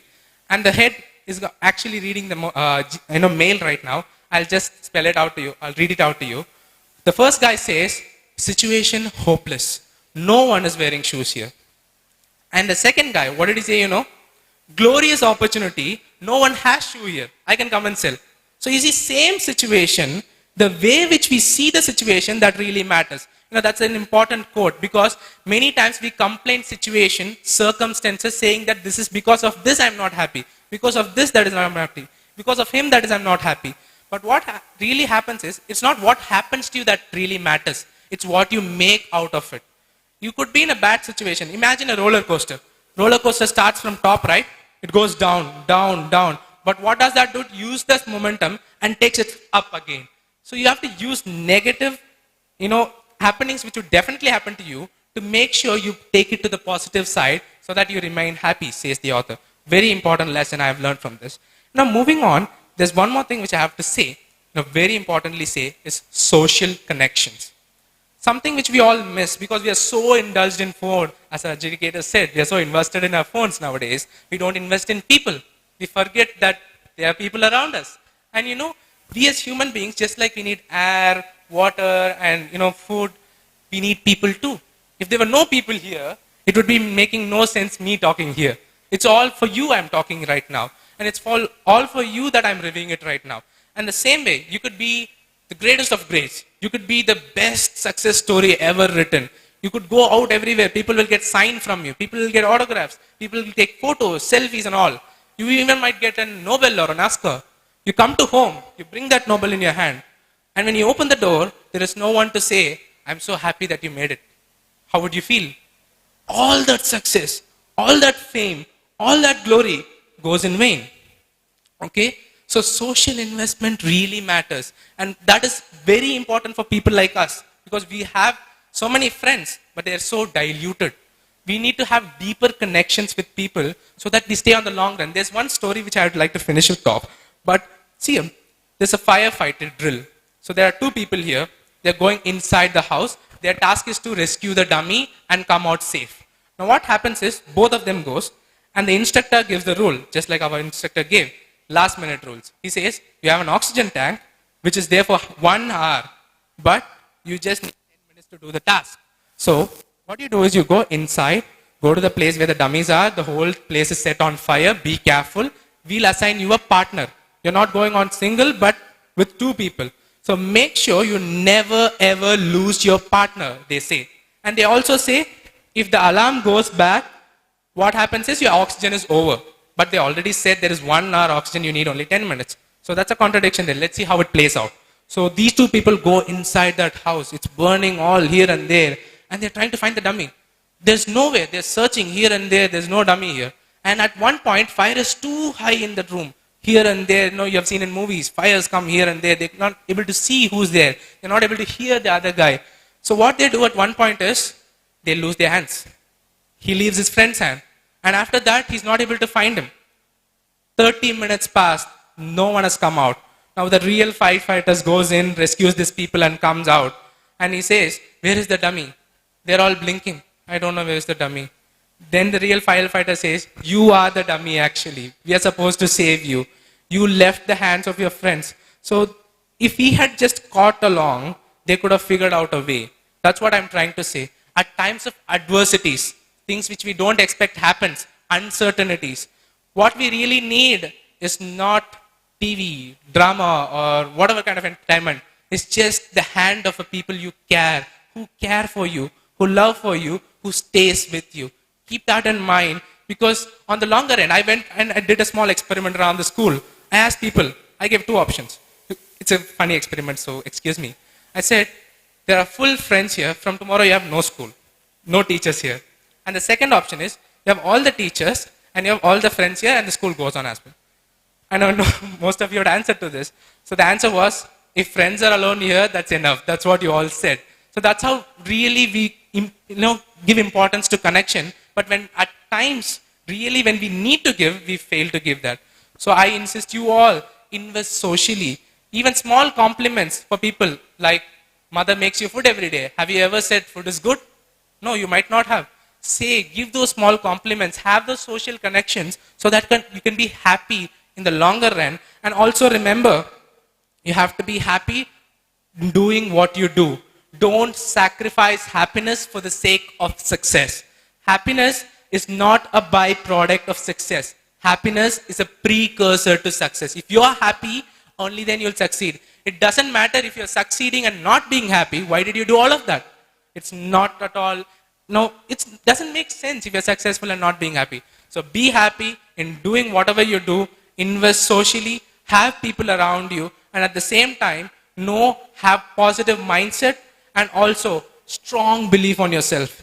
It doesn't matter if someone else's believe on you. If you believe on you and have the right mindset, you can be happy and doing whatever you want and achieving whatever you want in this world. It does not matter. The world's weight does not matter. It's just your mindset, people around you, and if you're happy at the same time, you can lift even the world. Give me a long enough lever and a correct plectrum, I can lift the world, says Aristotle. I say that lines and make sure you all stay happy throughout journey. And I hope you all love reading this book, and that's about it. Be happy, stay happy forever.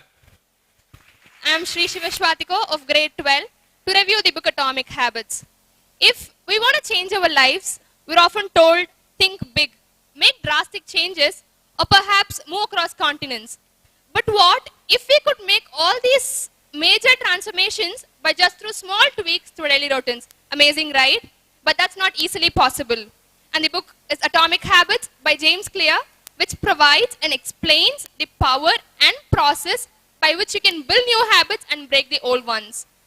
What we do is we often tend to overestimate the power of small improvements that we wanted to repetitively do for a long period of time. But you all know what? All the real changes comes from the compound effects of all these small changes that you do and accumulates over time to produce major results. And through examples from sports, business, academics and everything, along with evidences from psychology and neuroscience, the author provides the science and practical implications of how very small and tiny changes can help you lead a healthier life and grow better. The audiences will not only be entertained by reading this book. I personally got so many personal practical strategies that I can immediately apply in my personal lives. So, and about the author, this Atomic Habits was written by James Clear. He was a personal development keynote speaker and a best-selling author of New York Times for this book Atomic Habits.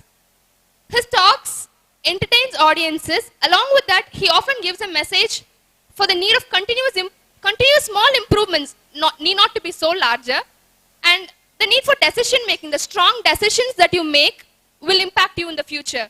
And the habit building, how you can build your habits better.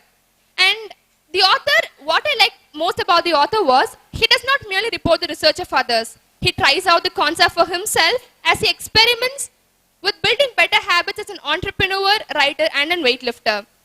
So he has enjoyed straight 9 months as a New York Times bestselling author, 33 weeks as the Wall Street Journal bestselling list, and spent almost 31 weeks and topped the Amazon's most sold books.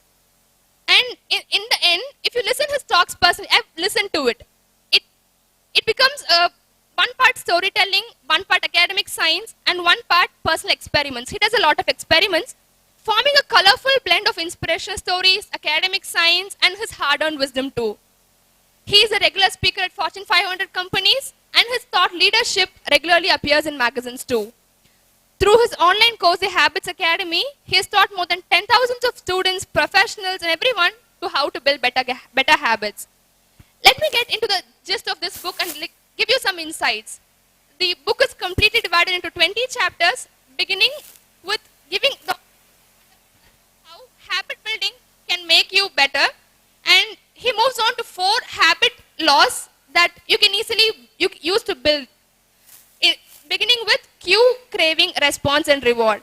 And at the end, he goes to the advanced tactics of being merely good to be truly great. And let me begin with the most important one.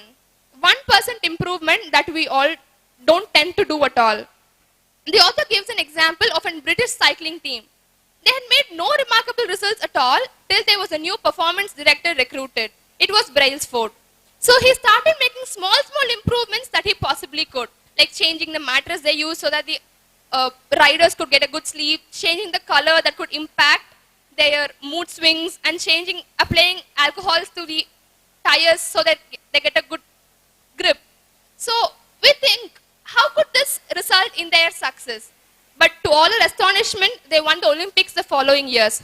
How was this possible? The author tells, if you improve 1% every time, by the time you start your tasks, you almost improve 37 times better by the time you are done. Conversely, if you get 1% worse every time, you almost decline to 0. We know we get results, but why don't we do it? It is because we don't see the results visibly.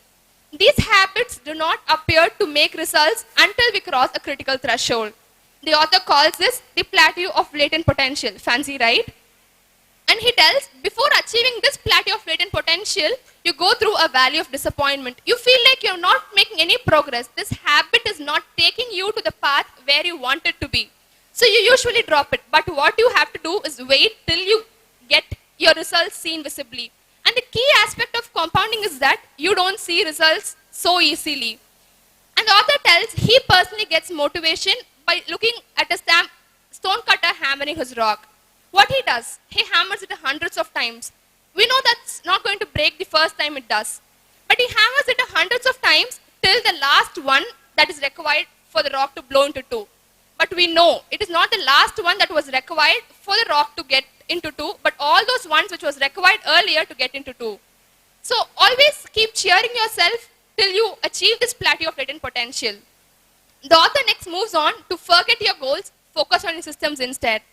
This may seem completely contradictory, but what he tells is goals are the results that you wanted to achieve, but systems are the path that takes you there. Let's assume you're a coach now. Your goal would be to win a championship, but what would your system be? How to recruit players? How would you give them training, their diet habits and everything? The author also answers a most important question that arises within us. It's, if you only start focusing on your systems and forget about your goals, would you still achieve? Would you still succeed? Can you still go to the place where you wanted to be? The author says you would. Let me tell, you're playing a match now. What you wanted is the highest score in the scoreboard. But if you keep looking at the scoreboard ridiculously, staring at it, would you get the results? Possibly not, right? If you start implementing your strategies that you wanted to, you definitely would. And this is what he tells. Forget about your goals, focus on your systems instead. Goals are good for setting direction, but systems are good for making progress. This is what he says. Next, moving on, he tells 4 simple rules of building new habit, beginning with cue. It's all what you see, what you visibly see that tends you to do that habit. He tells, make the cue obvious if you wanted to build a habit. Let me give an example. If you're going out, you are going for a picnic, right? You tend to forget things, but once you start telling it out loud, I'm going to a picnic, I've got my keys, I've got my wallet, I've got my car outside, you don't tend to forget the things that you are doing. So call out loud so that you don't forget it. And the next one, he tells about implementation intentions. That is, there was an experiment performed. There were 3 teams for exercise building. First one, they were simply asked to record the time or record how much they exercised. But the second team had little motivation. They were the motivation group. They were given motivation to exercise. They were told the benefits of exercise and everything.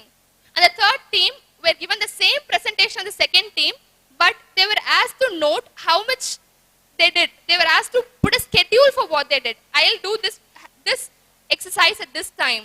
So this is what they did. What would be the results? You would already expect. The first and second team, almost only 30 to 35% of the people had done the exercise and they got benefited. But in the third team, around 91% of the people exercised and they were benefited. Once, if you have a blank idea, I wanted to do this job, I wanted to read for some time, I wanted to exercise, I wanted to learn something, you wouldn't possibly do it. You won't obviously do it. If you have a proper schedule and proper plan for doing something, and he tells the formula for this as, I will perform this behavior at this time and this location. We obviously tend to do it. So he tells, make something obvious so you do it. For breaking a bad habit, he tells, make it invisible. If you don't have a cue of what habit you're going to perform, you don't perform it. And moving on to the next one, he tells craving. Craving is, you see a pizza in your mobile. You wanted to crave, your mouth starts watering, right? So make your craving attractive. Make your habit attractive so that you build your new habit and perform it. And for breaking a bad habit, he tells, make it unattractive. You don't do something which is unattractive.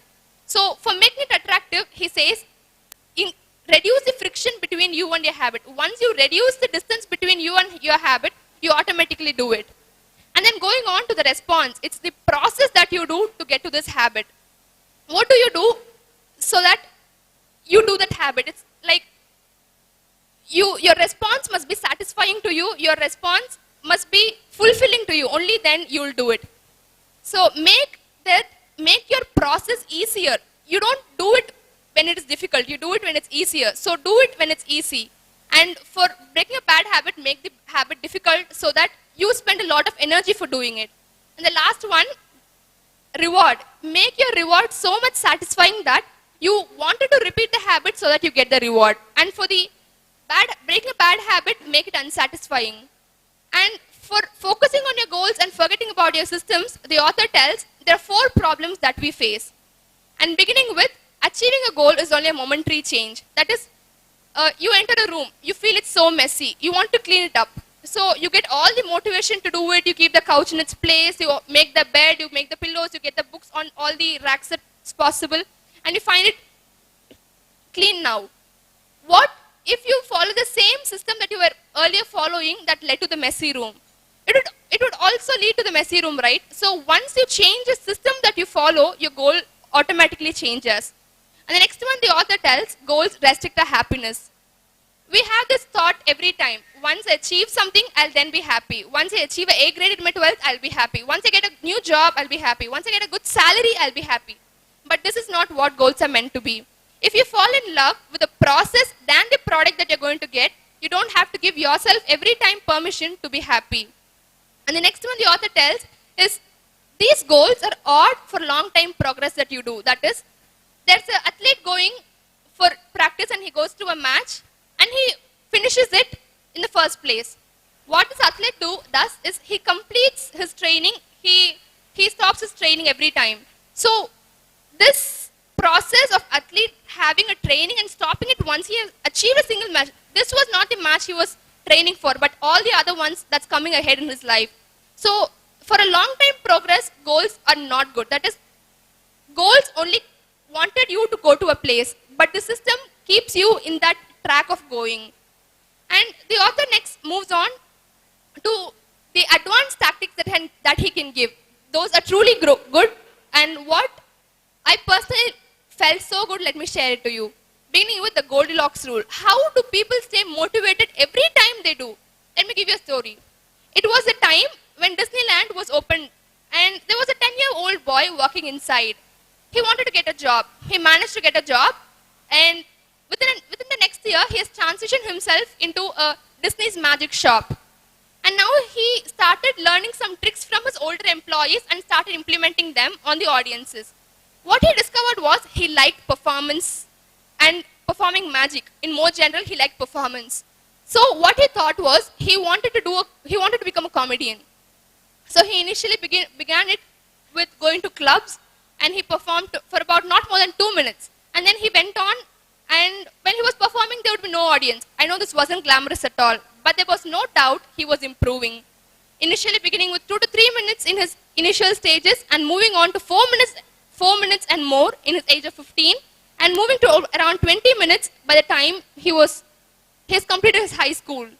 And he spent another decade experimenting as a television writer so he could make his stands whenever possible. He then became one of the most admired and one of the best in his genre. It was none other than Steve Martin's. I know we have all enjoyed his performance. How could this person be motivated throughout his 15 years of life? The author tells that it is because of the Goldilocks rule. This Goldilocks rule states that a person is motivated to their peak when they're exposed to the tasks that are on the right edge of their abilities. What I mean is, if you're playing a tennis game, if you see you wanted to play a serious tennis game, there's an opponent as a 4-year-old. You'd obviously feel so high, you'd be so strong, you'd obviously win the game. Let me take on the other hand, there was a professional standing. Let me say there was Serena Williams standing over there. You would lack motivation, you know she's going to win, you won't be motivated to play the game. And on the other hand, if there was a person next to you with the right ability as of you standing here, you get points, you get the score, you lose the score, and you feel so much motivated to play this game. This is because you are opposing the person with the right abilities as of you. So when you start keeping the tasks in the right edge of difficulty, you obviously tend to build that habit of having it. So this is what he tells. Build your habits, start increasing it a little by little harder. You don't have to extremely go high to perform this habit. And next one, how do people stay motivated in life and at work every time? He tells that he has completed his baseball coaching. He wanted to do a weightlifting coaching. So he goes to the gym. He then starts practicing. There was an elite coach arriving at the gym. He introduced himself and asked a few questions like, what is the difference between the best athlete and the others? What is that really successful people do and others don't? The coach answered the same things that everyone would. The talent, the genetics, the luck and everything. But the last point, what he told was so astonishing to the author. He tells, at one point of time, it comes to those people who can handle their boredom efficiently. That is, doing the same lifts over and over again, you definitely get bored. But once you start falling in love with the boredom that you go through, you automatically tend to progress yourself. That's what the author tells. And I would definitely recommend this book for all those who wanted to become better, who wanted to build their habits. The language and the vocabulary is completely so down that you can easily understand by reading it once. So this book contains 20 chapters with 300 pages, and it's so easy to read, you can understand it within the first go. And that's the power of atomic habits. Tiny changes, remarkable results. Thank you. I'm Sri Ramakrishnan of grade 12, here to present my stance on the book Meditations by Marcus Aurelius. Now this very book should not be taken lightly at all. I'll tell you why.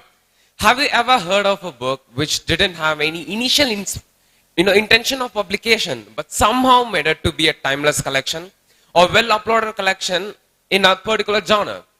Well, this is one such book. Now sit back as I take you through the book and present my stance alongside.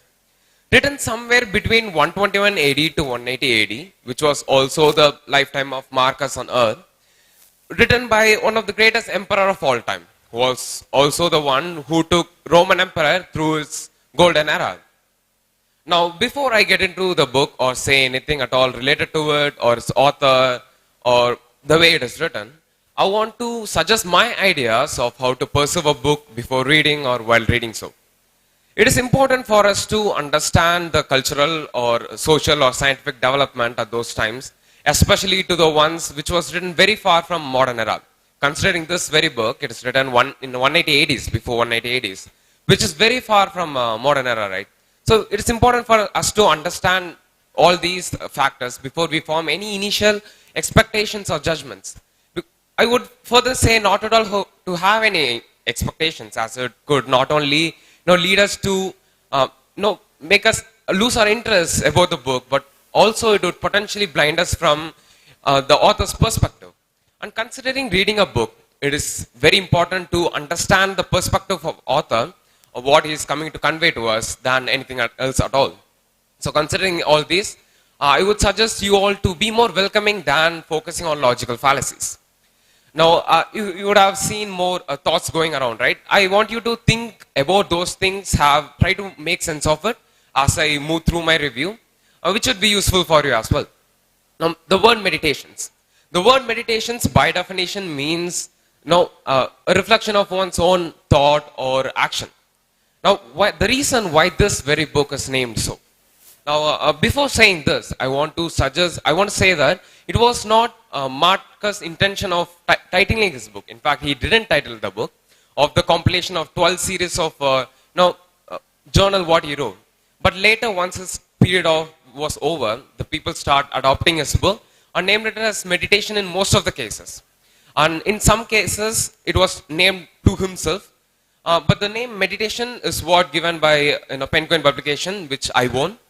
And to himself, this both titles, I feel it's well justified, considering that it is written more about the reflection of his thought or his own actions and others' own actions, and how he perceives universe, the world, or his place in it.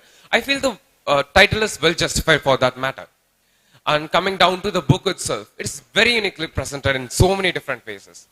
Starting from the way it is written, it consists of 140 pages, including the introduction and the actual content, and excluding the notes and references, which also almost conclude of 50 pages around. Translated by Martin Hammond. I think he did a wonderful job in translating. He also included notes and references, helps us to connect between different verses or give us more insight about those verses. I think it is very useful for anyone who reads it. And introduction part, it is wonderfully done. Destin Clay, who wrote it, did a justification to his job by explaining everything in detail, whatever we need to know, from what his Marcus' lifestyle was, how it was, what he valued most, his expectations or his ideas of certain major topics, what Stoicism is, how it is implemented at those times. Everything he explained so beautifully, and also his views on certain topics from the book itself. And coming down to the main content of the book, it is separated into 12 different chapters because it's a compilation of 12 books written by Marcus Aurelius as a journal.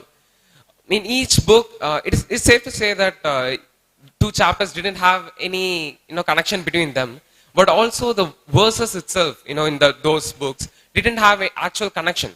The book was so introverted that at times we wouldn't understand to whom Marcus is speaking or about what Marcus is speaking, but it is fine. Even though it is written before 188 days, it finds relevance still today, and that is one of the greatest thing about the book itself. And considering the kind of philosophy the book represents, I would say the modern philosophy or self-help books is totally dirted, for that matter. And considering philosophy, I know like most of you would have an idea of it being boring or a person saying how others should be and shouldn't be. But this book stands totally, outstanding. This book is so unique in that way. It didn't convince anyone. Marcus, as he speaks to himself and not to anyone else, he didn't have any others as an audience except for himself. He didn't present any arguments or not convincing or trying to convert others. Rather, he was more trying to find the moral, middle ground between him and his own thoughts and actions. And in that way, I think this book is more kind of a companion than, a person saying to do this or that. I would say that when you go through the book, you would understand that Marcus is nothing other than a companion who wants you to go through a right path, and he just suggests us which is right and which is not. He also quotes that how we perceive things are not the truth. It's just perception, not the truth. And it is important for us to know that nothing is entirely good or bad. It is up to us to it's in our perspective of what is good and what is bad. And throughout the book, he keeps on to this one particular thing, that is to reason it out. He also mentions in a particular area that nothing so conducive to the greatness of mind than the ability to, analyze it in deeper of our experience or our actions or even our thoughts. I think this is, handled throughout the book, and not only in Marcus' case, in even Epicurus' case, what I have personally read. I find this one topic being so much relative, even though Marcus' idea and Epicurus' ideas at sometimes is conflicting, right? I find this one topic being relative to them all. And this, he is a Roman emperor, as I said before, though he wrote in Greek because Greek was more kind of official language for philosophy at those times. It was just considered so. I would say the Greek philosophy and Roman philosophy are distinctive because we can distinct it by Greek philosophy is more lean towards science and then relate to us than Roman philosophy, which is not directly relate to us what we should and how to pursue a thing, what we should do and what we shouldn't, what is good to do and what is not. And at given time, I would lean more towards Roman and Stoic philosophy, especially the ones what Marcus represent by himself. And the book, it is totally unique, as I said before, because of all these factors. And coming down to the author, I think the one thing that inspires me so much about the author is that how his character, his divine character, even though we all know what we should do and what we shouldn't, but most often we fail to keep up with those, right? Or resonate our actions accordingly. But here where Marcus outstands. He makes sure that he wrote what he wanted to and his actions and his thought, and he made sure he came back to those things and again until he find his actions resonating with those of what he wrote. And I find that is one of the greatest thing to ever do for anyone at all for a thing. And for instance, he was greatly influenced by Stoicism, not to say any false things. He was actually greatly influenced by Stoicism. But never for once he actually praised Stoicism or said that he wanted to be a Stoic or anything at all. He was more welcoming for anything that comes in his way which puts him in right and in good path and put his life at ease. I think the main benefits from this book are language. Even though this book focuses on more of philosophy, I think the language by default by the translator Martin Hambert, who tried to bring out the translation in such a way that it still resembles Marcus' thoughts while he actually wrote it in Greek. I think due to the fact that the language might little seem complex, even I find it complex, and I read it more than 6 or 7 times, certain verses to actually understand the meaning of what Marcus had while he wrote it. And yeah, that might be a little difficult to understand, but it is fine. Like you will really improve a lot once you complete 4 to 5 chapters of it. And philosophy, it is, as I said before, it's not forcing anyone. So it is like in a pleasant, calm manner, it is presented. And even when I read the book for some first time, I felt like I knew most of this. But still, the way Marcus presented it, the way he gave examples to it, it is just, it opens gates for us. Even though we know the thing before itself, it is so infectious that it makes us to do those things, whatever he say. And I find it is really beautiful in those ways. And the book is really for one who want to put their life at ease and want to follow the good path. And he also, at places, he makes contradictory ideas or controversial ideas of what we have in our modern era, right? Like, for an example, fame or power. According to, in the topic of fame, he says that the place we live in is just the cranny of the whole world. And the world itself is invisible when we take the map of observable universe. So it should be fallacy for us to even consider fame or be observed or more obsessed with it. And coming down to for other topics like he more focused on how to put life at ease. For an example, if a person is doing wrong and you know that they're doing wrong, they shouldn't be doing it, try to convince them or say them what we should do and what we shouldn't.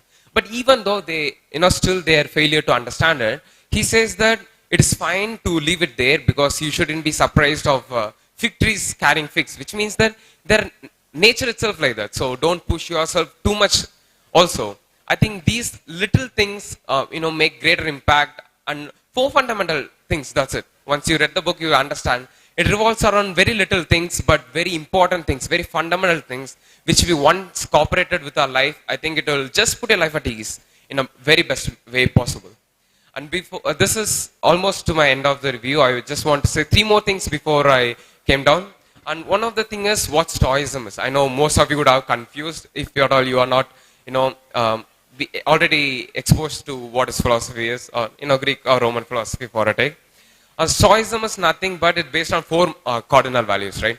One is like practical freedom. Practical freedom is nothing but being practical wisdom, which is like being able to analyze a given situation in a well-informed and clarity manner. And next is temperance, even acting in complex situations or even rigid situations very calmly and in a composed manner. And coming down to justice, justice is nothing but even treating the guiltiest one with utmost fairness. And also he touches upon that Stoicism is nothing but knowing that the past is not in our hand, neither the future is. The moment is what we have, and we should, according to his fulfill, making sure that we are prepared for whatever that arrives. And the first thing what I want to say before I leave the stage is, the book didn't influence me. I chose this book to be my influence. I think it is important for anyone because it's not necessary that you have to incorporate everything with your life. It is up to you what to consider and what not to. I want to suggest this to you. And the second important thing is that even though if my more than 10 minutes of review didn't convince you enough to read the book, I would say go blindly, take my words as a command, buy the book, read 5 chapters, and once you read it and make sure that you actually understand each verses, I'm sure you will be really grateful that you have sat in my review. Thank you all. I am Gauri Ajayakumar of grade 12A, standing right in front of you to give a review on the book, Who Will Die When You Cry? It is a famous quote quoted by Robin Sharma, that is, when you were born, the world rejoiced while you cry. Live your life in such a way that when you die, the world cries while you rejoice. Before we see the beauty of the tree, we must think about its creator. Same like that, before we get to know about the book, we must get to know about its author, Robin Sharma. Robin Sharma was born in Hawkesbury, Nova Scotia, Canada on June 16, 1964. He was a sensational author after his second published book, The Monk Who Sold His Ferrari, and is also known as a writer with deep understanding of life.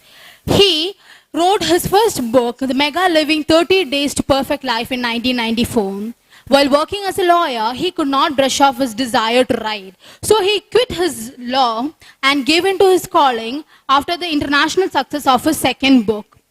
He quit the law and became a writer after his international success of his second book, that is The Monk Who Sold His Ferrari.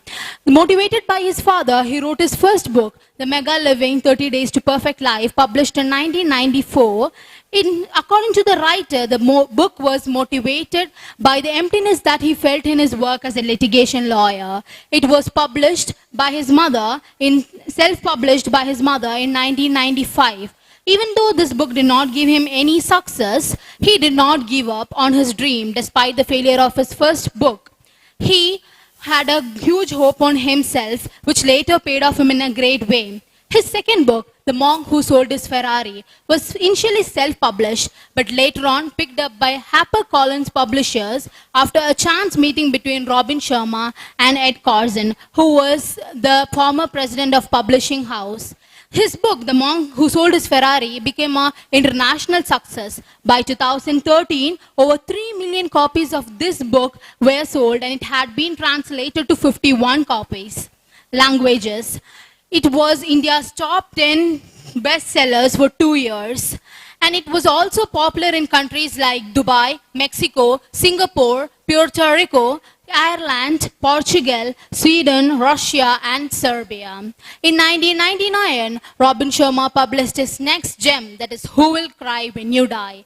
The other published works of Robin Sharma are The Saint, The Sufferer, and The CEO, published in 2002, and The Mastery Manual, published in 2015, and The Little Book for Stunning Success, published in 2016, and the 5 AM Club, published in 2018. He is the CEO of Sharma Leadership International, a training company which conducts sessions for employees and managers of top 500 Fortune companies with a single focus, lead without a title. He was awarded Golden Gavel Award by Toastmasters International in 2011. In 2007, he was named as along Jim Collins, Jack Welch, and John Maxwell as top 5 leadership gurus. He holds 6th position in Global Gurus Leadership Professionals for 2019, and he became sensational after all this. And his book, that what I'm going to review in front of you, is Who Will Cry When You Die? Before all this, let us ask a question to ourselves. Who will cry when you die? If you feel few might, then it's the right time to make some changes in your life. In this book, he explains the drastic change that you can create. Are you one of those who are living your life without any purpose? If so, this book by Robin Sharma will be a life-changing book for you. It will definitely add meaning in your life. The point that Robin Sharma is conveying to us through this book is to leave a legacy behind ourselves so that even when we die, we'll be remembered by others. The entire book is just about small changes that we can apply in our life so that we'll get the happiness that we all longed for. Because of the collection of all these thoughts is what makes this book more unique and inspiring. While you read this book, you will wonder, why didn't I realize all these trivial things all these days? It is because we are too much in the deep in the materialistic desires, and we in never any given day we have given thought about all this. If you are giving a read to this book just because of its title, then you will be really disappointed, because it is a self-development book and there is nothing relevant to what you are searching in this book regarding its title. This book, The Who Will Cry When You Die, consists of 220 pages with 101 short chapters, all his self-lessons. This book, if you have only read novels and literatures before, then you will take half of this book to understand that this book is such a gem.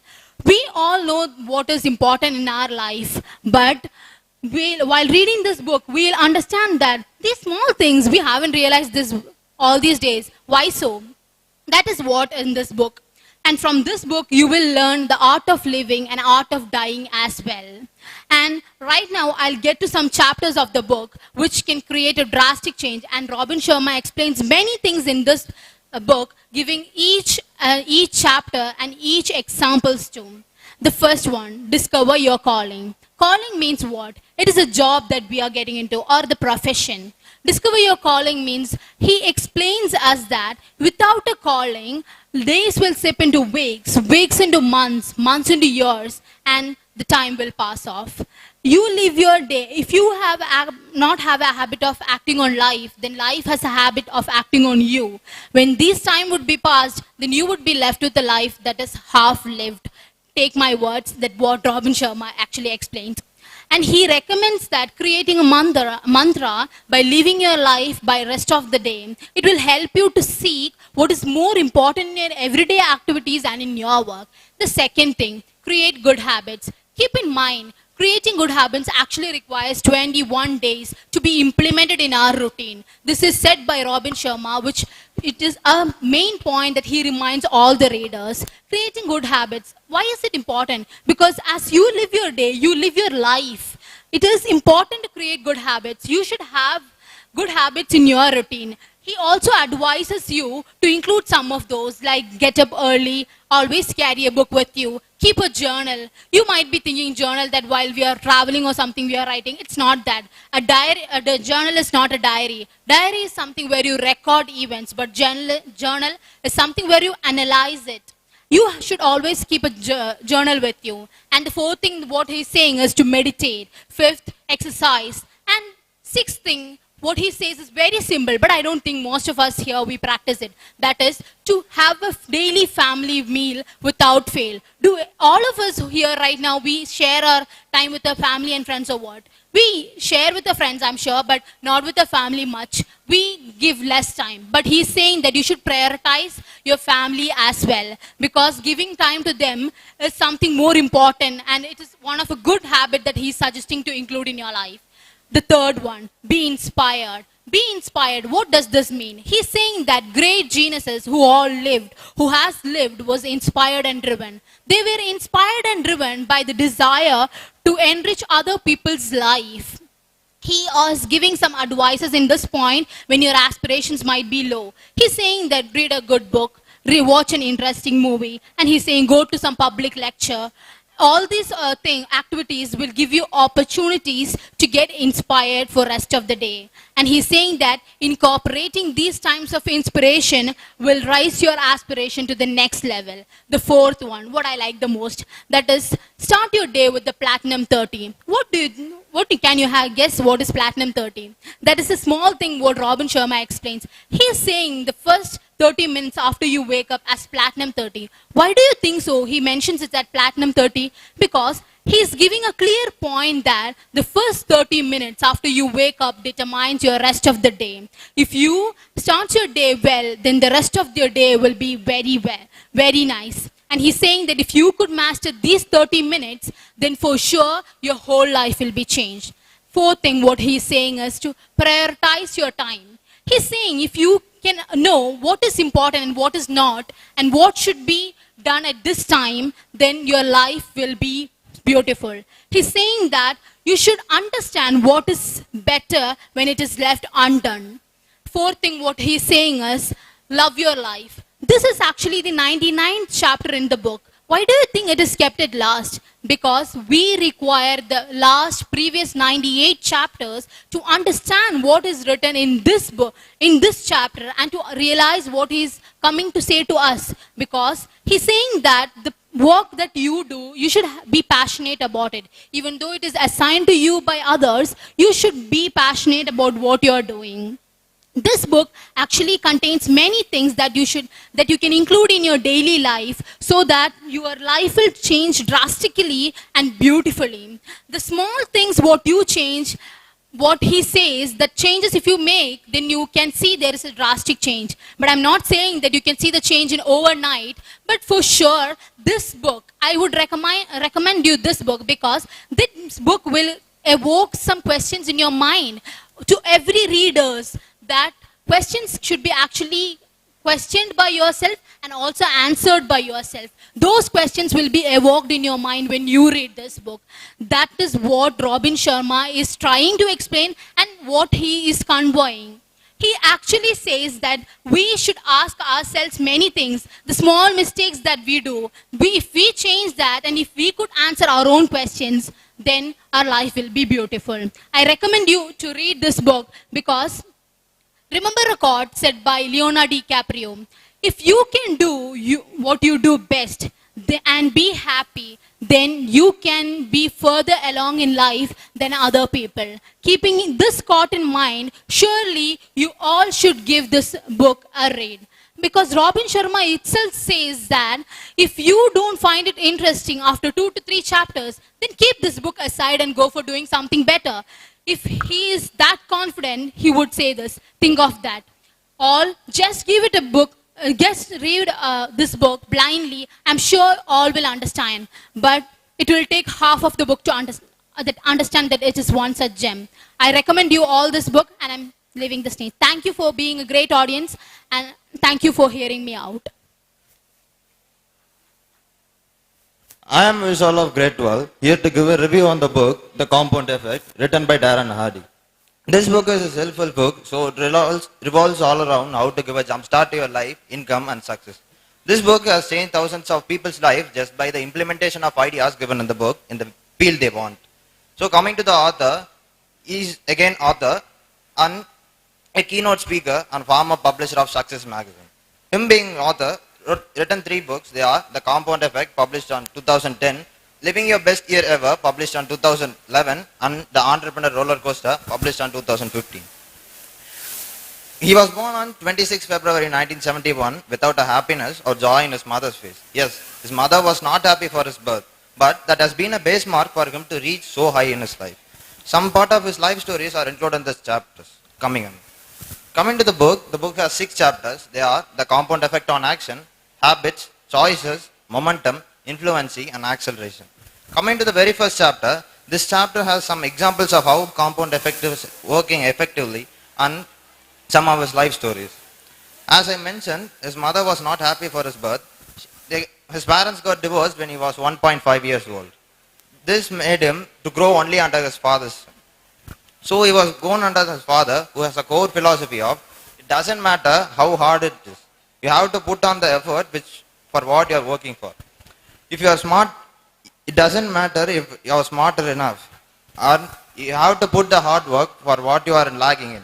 If that doesn't matter, you are lacking in experience, skills, or some other ability you win. If your opponent is much more talented or harder to defeat, all you have to do is put the hard work that can make you grow higher and defeat them back. Coming to the examples he gave, the single rupee and the 3 friends.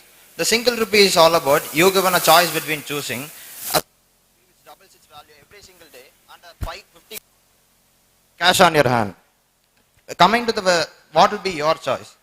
If you have chosen the 50 crores and doesn't even spend single rupee even a day until 31 days, you'll be ending up having the 50 crores in your hand.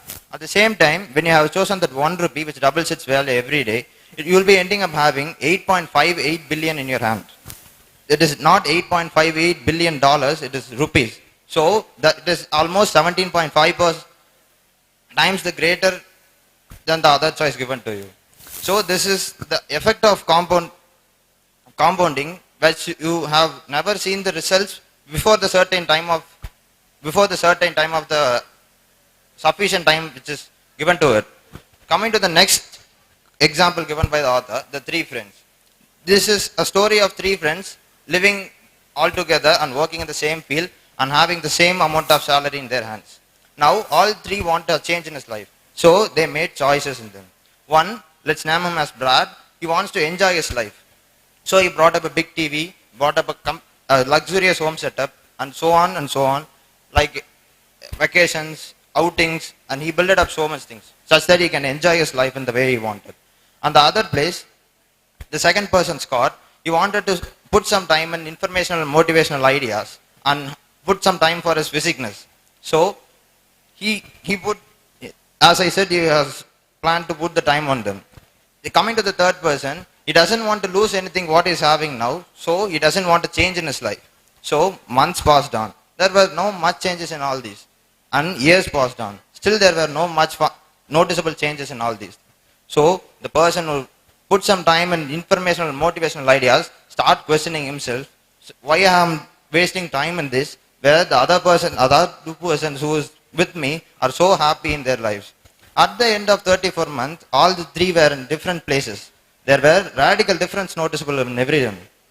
Where the first person who started to enjoy his life, he had ended up in having big belly and a huge gap between him and his wife just because of his struggles in his office and his understanding between in family.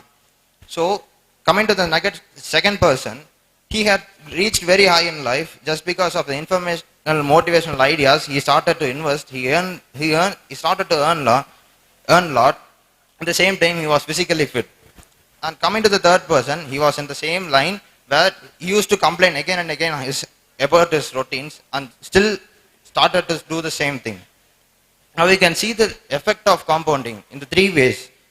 One who chose the right choice went up in his point of view. The one who chose the right point in his point of view went down in a general view. The another person who doesn't even took any choice are in the same line. So compound effect is never a negative result. So it just depends on the choices you make. Coming to the choices, you have to be very cautious in taking choices.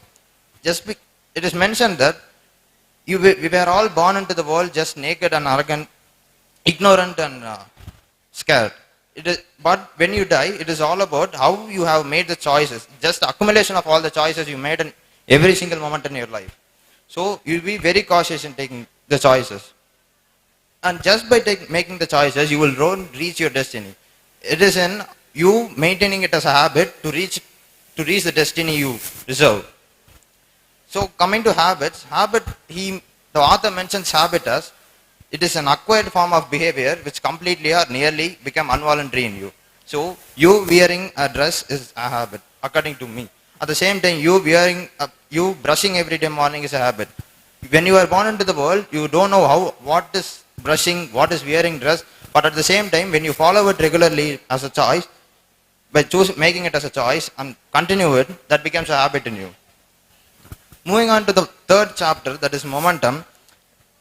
He explains momentum in a very simple example. That is, have you all played the merry-go-round in your young ages?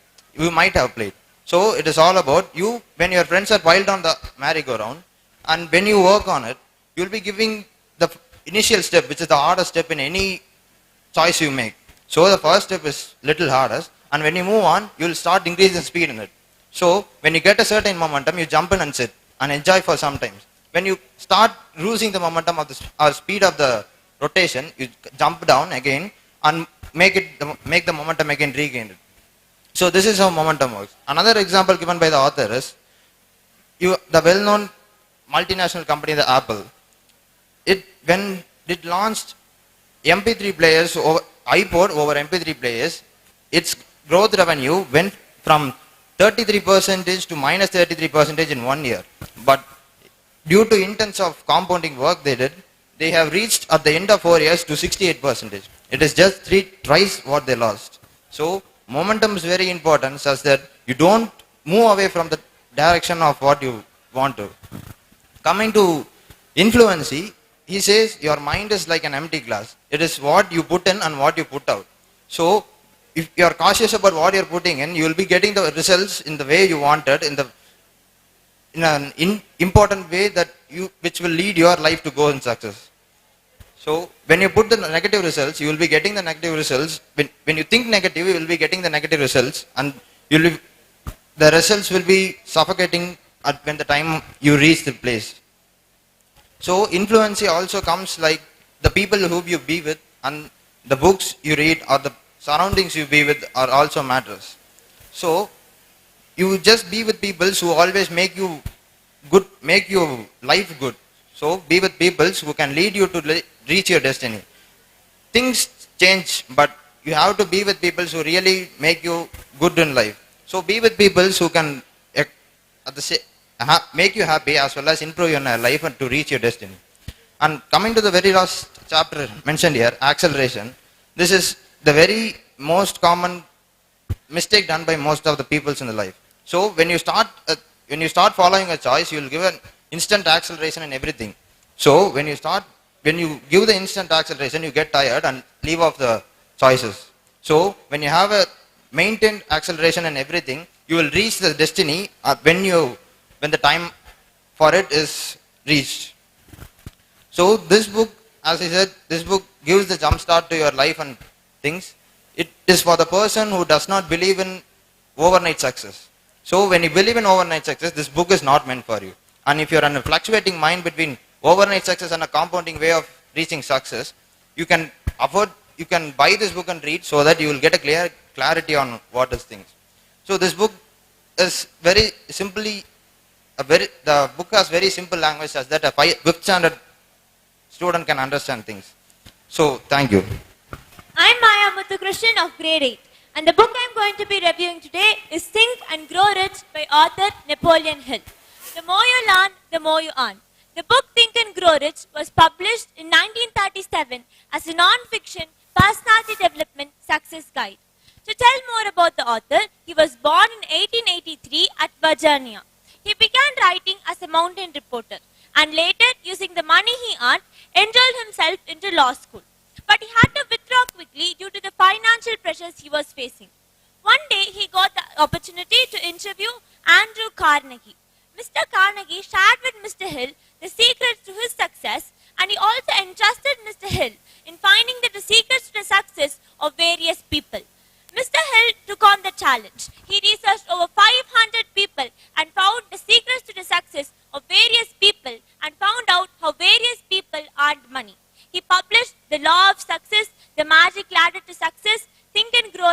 along with many other books. He also established the Napoleon Hill Foundation, which was a non-profitable institution that would perpetuate, that is, preserve his philosophies and teachings on success. Mr. Hill believed that it is impossible to achieve success and earn money without this book, and he proves this through his research of over 500 people. He also believes that the people who have already achieved success without reading the book have subconsciously used the principles involved in this book. But is this book only to achieve riches? Is this book just about money and finance? Because life isn't just about money, right? That's what I thought when I started to read this book. I thought it would be of no use for my age. But as I read on, I found out that most of the principles given in this book were not just to achieve money and riches, but to achieve whatever it is that you want in life. So the author has listed a few basic principles, 13 principles in 13 chapters that will help you achieve what you want in life.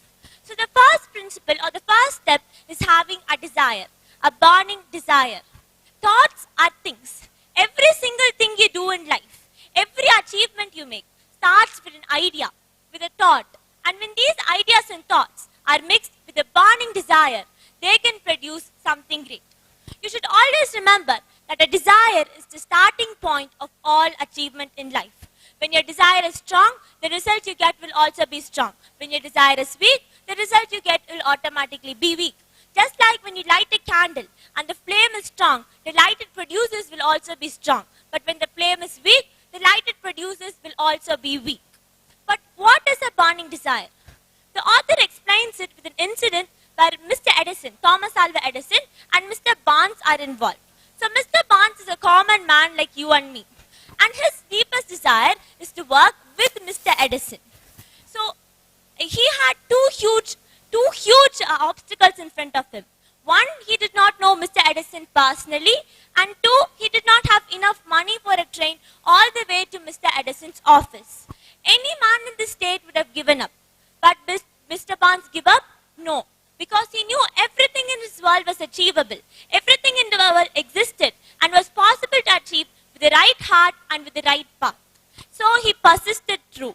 He had faith in himself. And with the persistence, he continued. He got over both the obstacles. He started to work for Mr. Edison. But remember, his desire was to work with Mr. Edison and not for him. This is how definite each of our desires should be. He started to work for Mr. Edison, but deep in his heart, he knew that this was going to be temporary. One day he would achieve his desire of working with Mr. Edison. And so he started to work for him. One day he got this opportunity. He showed Mr. Edison all of his talents. He showed Mr. Edison what he was capable of. And guess what? He achieved what he wanted. And this was because of the faith and persistence he had in himself. So the next step or the second step is having faith in yourself. So faith is basically believing in yourself. It is not asking yourself the second question. Can I do this? Am I good enough to do this?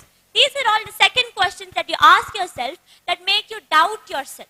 So we should avoid these questions because sometimes they can bring our confidence down. But it's not always easy to stay full of confidence and full of faith.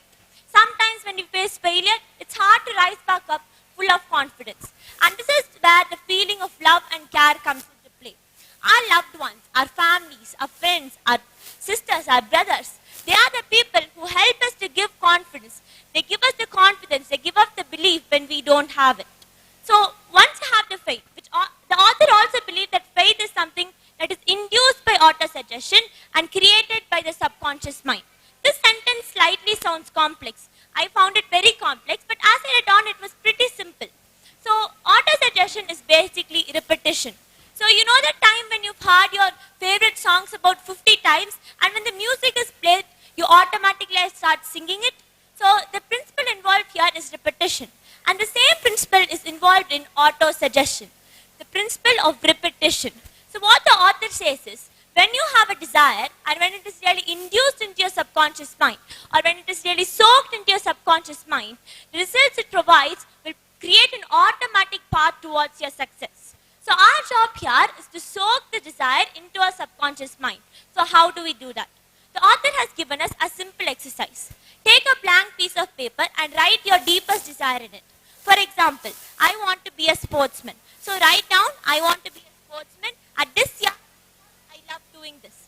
Write it down in a piece of paper and put it under your pillow.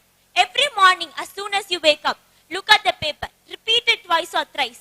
Think about your desire. Every night before you go to bed, look at your desire. Read it twice or thrice. Think about what you've done that day to achieve your desire. Think about what you will do tomorrow to achieve your desire. Put it in a place where you will easily see it, like the mirror, for example. You see the mirror every single day before you go to school and after you come back from school. Put it in a place where you will easily see it. You can even save it as your screen wallpaper, your phone wallpaper. Because I feel we all look at our phones more than we look at our mirrors nowadays. So basically put it in a place where you will see your desire 30 or 40 times each day. Make sure the message is really soaked into your subconscious mind, so that your subconscious mind will start showing you an automatic path. But before you take that automatic path, you should have confidence in yourself. You should have persistence. So persistence is something that is very hard to maintain. So life is like a game. It will have its obstacles. And what matters is each time when we face the obstacles, when we overcome it as a stronger person. We become an even stronger person. And to become that stronger person, you have to persist through each obstacle. So if you go down, you should make sure to come up as a stronger person. Persistence is of course hard to maintain. If you want to achieve success, then you have to know that the path to success is going to be very hard. You have to put in a lot of hard work. You have to face failure. You have to go through the pain. There is never an easy path to success. And whenever you face an obstacle and whenever you go through hard times, you should remember to always persist through. So once you have your desire, faith and persistence, the next step is having knowledge. Knowledge is power. But the author believes that knowledge won't really be power unless it is used in the right way. So what is the right way? The author believes that knowledge is basically of two types. General knowledge, that is everything we learn at school. GK, everything our teachers teach us. And the next one is specialized knowledge. Everything that we learn from our personal experience. Everything we learn from what we've been through. The author believes that both of these play an equally important role in achieving success. He also believes that specialized knowledge will have a slightly more impact when you come and face with challenges. And both of these things are very important when you want to plan. So one element of planning is knowledge, and the second element is imagination. So imagination also, the author believes, is of two types. The first one is creative imagination, and the second one is synthetic imagination. So synthetic imagination is working with a blank space. So you have a piece of white paper in front of you, and everything you put onto the paper is from the heart, from the soul. Everything you know, you are not copying from anywhere. This is what synthetic imagination is. This is what creative imagination is. Synthetic imagination, on the other hand, is clubbing together some of your old, different ideas to create a new plan, to create a new idea. Suppose you have two different paintings, one in black and white and one colorful. When you club together paintings, the result you get will be new. The result you get would be different. So imagination is like the workshop of your brain. So the desire is the raw product, and when this desire enters your brain, which is the workshop, and the workshop is present there, imagination. So when it enters imagination or the result or the outcome product would be a plan. So the next step is organized planning. So organized planning is basically knowing every single element of your plan. Just because someone gave you a plan and told you to carry it out, if you do this, you will achieve success. There is nothing like that. You should know if the plan will work for you. You should know every single element of your plan. You should know if that plan is suitable for you. Only then will you be able to achieve success. So planning also. So we all know who Thomas Alva Edison is. So Thomas Alva Edison had failed 10,000 times before he found the light bulb. And the author says that he faced 10,000 temporary defeats or 10,000 failures. And temporary defeat or failure only means one thing, that there is a fault in your plan. And you should be ready to correct that fault and get going. You should be ready to correct your fault and persist through. So planning, as I said, also involves a lot of decision making. So decision making sometimes means cutting out on your leisurely time. It's not often that you have to cut out on your leisurely time, but there will come some circumstances when you have to put your goals and desires in front of your leisurely time. So procrastination is basically the opposite of decision making. Procrastination is a common enemy that all of us have to overcome at one point. I myself have struggled with procrastination a lot. And the only way to overcome is to rank the importance of the things that you have to do. For example, I have an assignment, but I still want to watch a few episodes of my favorite season.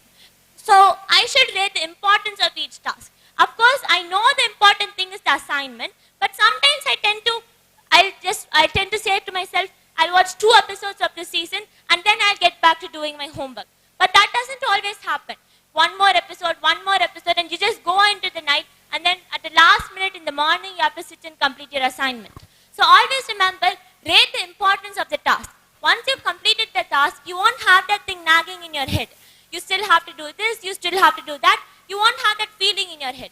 So rate the importance of the tasks, put one by one, from down to up, go from the importance of the task to the important task, and complete all the tasks in that way.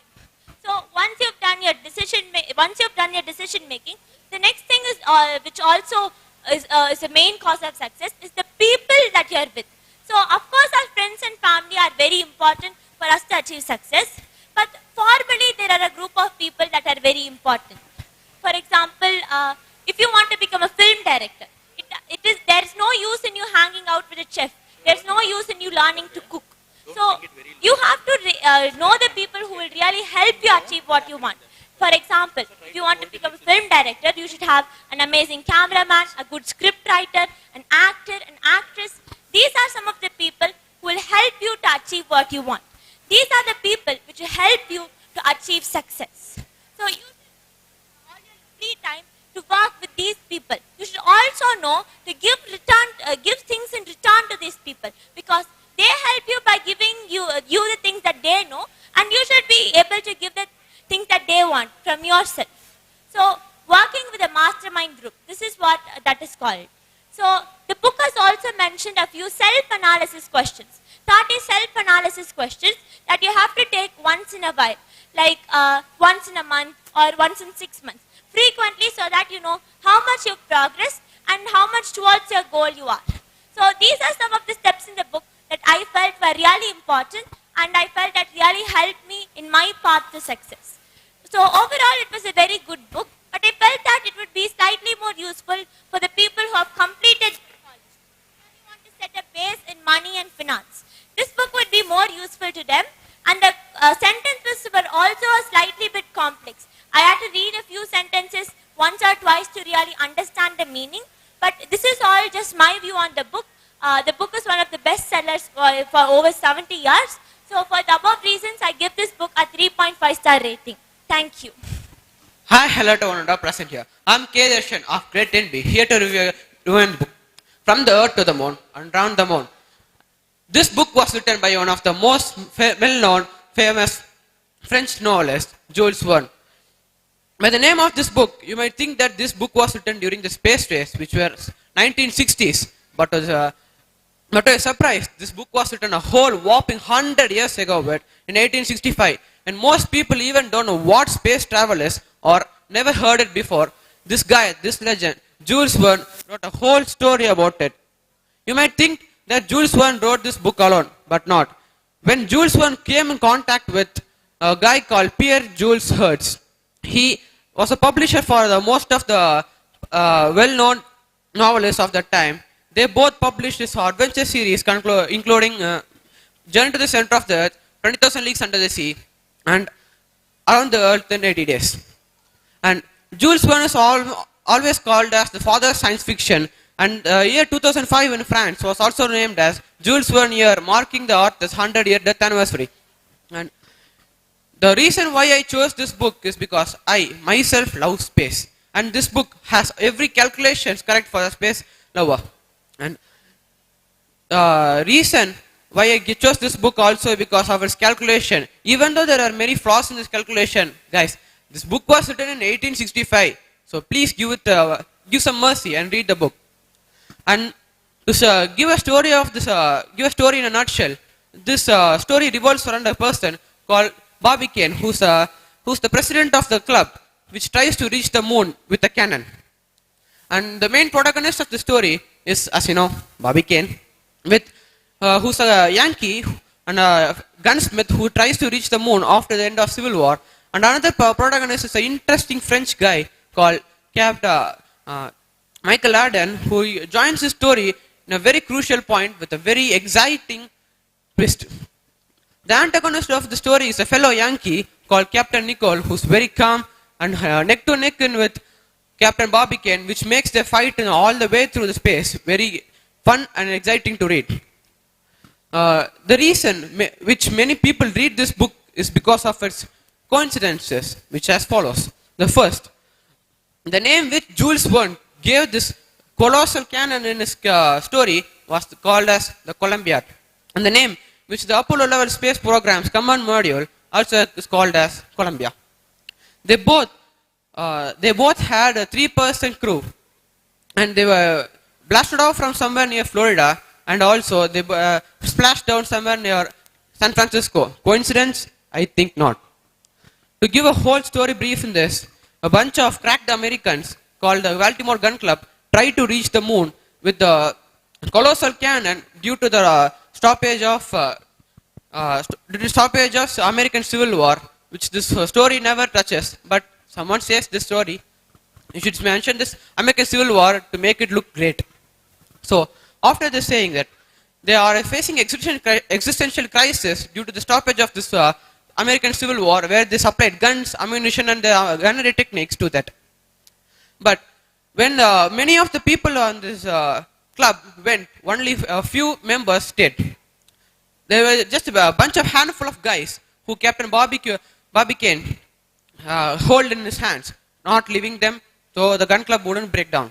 One day, when Bobby Kane assigned a party for everyone to come and meet, he gave this new idea and a bit confusing idea to every member who even left the party. The idea was nothing just reach the moon using a cannon. The first Bobby Kane idea was to reach this moon with a short spherical shell, but they couldn't do it. They almost die in this process.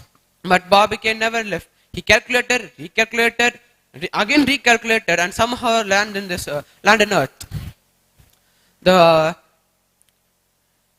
give a character sketch of this story for everyone, my most favorite character in this story was Captain Nicole. Captain Nicole, why I love Captain Nicole most was due to his calmness, where he saved all three, Captain Michael Arden, Captain Nicole, and Bobby Kane from grave danger while they travel around the space. You might wonder from where Captain Nicole and Michael Arden came. When Michael Arden gave a letter to Bobby Kane saying that he will travel in that, which America never expected, became a worldwide news. So Bobby Kane went to meet Michael Arden in France. When they were speaking, a mysterious guy entered from nowhere. That was, as you know, Captain Nicole. The three said that for their jealous of power and famous all over the world, they said that the three will travel in that same projectile to the moon. And the rest of the story goes how they calculate, dig up a tunnel for the cannon, and how they build the colossal cannon, which is almost 900 feet long. After some time, the scheduled date of launch came on 4th December 1865. On that time, when they mentioned that they want to go there, all America came in Florida, because to see that. When they blasted off, whole America was willing to see that whether they will end this mission or not. If they end, Russia promised to give them that a part of their army power, which will make America great. And on the way to everything, all things went opposite of the plan which they planned. They planned that they can go by, they'll take almost 97 hours to reach the moon, and again 97 hours to reach it, just like a week time. But everything went wrong. It took them almost 200 hours to go to moon and 200 hours to come back to moon. They almost ran out of their oxygen, but with the help of Captain Nichols' cleverness, they survived. They used some chemicals in there to survive, which you might also think that how they will be seeing that. There were no cameras or radios in 1865, so they used a colossal telescope to watch the projectiles every move from Earth, which again went in a great flop. When they tried to construct that big telescope to see the 9 feet wide projectile, it couldn't just hold its own weight and just fell down. And to say that how Michael Arden has been the whole story was just, he was not carrying anything. He was just a guy who was sitting there and watching. Well, Captain Nicole and Barbicane were just fighting with each other to do this or that and this or that. But Captain Nicole never gave his place down, and he said, we should do that, we should do this, which made them live. And to give my least favorite character in this book is no one. The reason why I say this, there's no least favorite character in this book is because every character in this book has their own influence, which has on you. To say every influence to you, Captain Nicole was a very calm man, intellectual man, and very skillful man in armory. But even though he is portrayed as the antagonist for the half of the story, where he tries to make every projectile stop by the gun club with his armory skills, he was baffled by the thing which the gun club's new colossal project. He just left his ego and joined this club. They joined this club and made their project. And this book has almost like 23 chapters. This book has sequel 2, which again has 28 chapters. For reading this book, it took me like 3 weeks because I read it in my revision times. But I guarantee you can complete it within 1 week if you try it without any break. I give this book a 3.5 star rating because the reason why I gave 3.5 star rating is because this book has very much scientific terms which a normal person reading wouldn't get. And the minor again is the reasoning is because this book has very wrong calculations, like they need to travel 12,000 yards per second to reach the moon, but that's wrong. You should come like more than 25,000 yards per second. For that, I give this book a 3.5 star rating. And at last, I'm saying that this guy, this Jules Verne, don't think bad about him. This guy wrote more than 150 novels, everything based on science fiction, even before. Just imagine. Just imagine you are living in the 17th century. Will you think that you're going to space or doing anything there? No. This guy wrote a whole story about it with perfection. With this, I conclude my review on the book From the Earth to the Moon and Around It. Thank you. Bye-bye. I'm Tarun Kumar from Grade 10B, here to give a book review on the book Skill It, Kill It by Roni Screwvala. Once a great man said that efforts and hard work must be put every moment and now in your life. Let's go back for a while. What did I say? I think I said we have to put efforts and hard work every moment and now in your life. Is anyone putting hard work and efforts here? No, right? Who's ready to run 20 laps in the football ground? You know, it's a good bright day, but I wouldn't choose that. Okay. If no to running, then why not thinking? The same efforts and hard works, why not we put to ourselves and train ourselves mentally than going physically? Okay. Let's try answering some questions. Let's train ourselves, with some kind of answering questions and warm up ourselves. Because till now, it was a long session. And let's do a small warm up. Is anybody in the ground saying that I've met no failures, no sorrows, no sads, no worries, just straightforward success? Is anybody right here? Perhaps, it's very tough, you could say, or even it's impossible to find people who will accept it. And so do I. I never accept that, I never met failures. Of course, I've met tons and tons of failures. Okay. Then, if your answer is no, that no, I've not born great, then how is there an existence of great people on earth? Or even before that, why do people become great? Or even before that, how do people become great? Or just put everything aside. Whom will you call someone great? Answer for all of those rattling questions is inside that book, Skill It, Kill It. Okay, author in a nutshell, he's a first generation entrepreneur. He's the co-founder of Agaram. It's one of the higher online educating platform. And, he's among the 75 most influential and successful people on it. and he's also the CEO and founder of UTV. That's like a record entertainment channel that's present in India. 25 most influential and successful people in Asia. And more about his, achievements to talk about. Newsweek has termed him as the Jack Warner of India. Now, surprisingly, the person, the person who is among the 75 most influential and successful people, among the 25 most influential and successful people in Asia, has failed his Bachelor of Commerce. No joke in words. The person who has written tons and tons of books, having a great idea of philosophy, more successful, more influential, has lost his Bachelor of Commerce. It's more evident that the author was not successful, but is successful. It's more evident that the author is from a person to nowhere and to a person to anywhere to everywhere. And that's none other than the author of the book, Roni Skriwala. Right. We were talking something about the greatness initially, right? Now, how can we find the solution for it?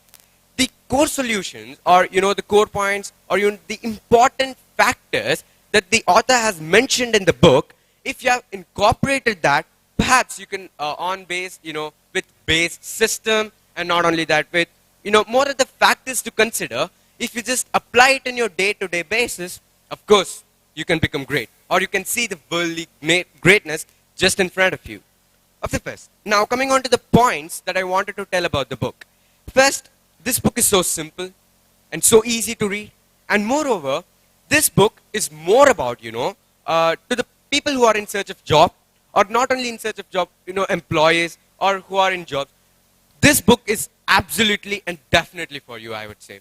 Because in this book, the author has mentioned lots and tons of solutions for those called soft skills. Soft skills, you can just, you can consider communication, the way you think, the way you handle people. All of those is called soft skills. And here, the author, is like the expert of all the soft skills, and he wanted to, express that with all of you things. And next,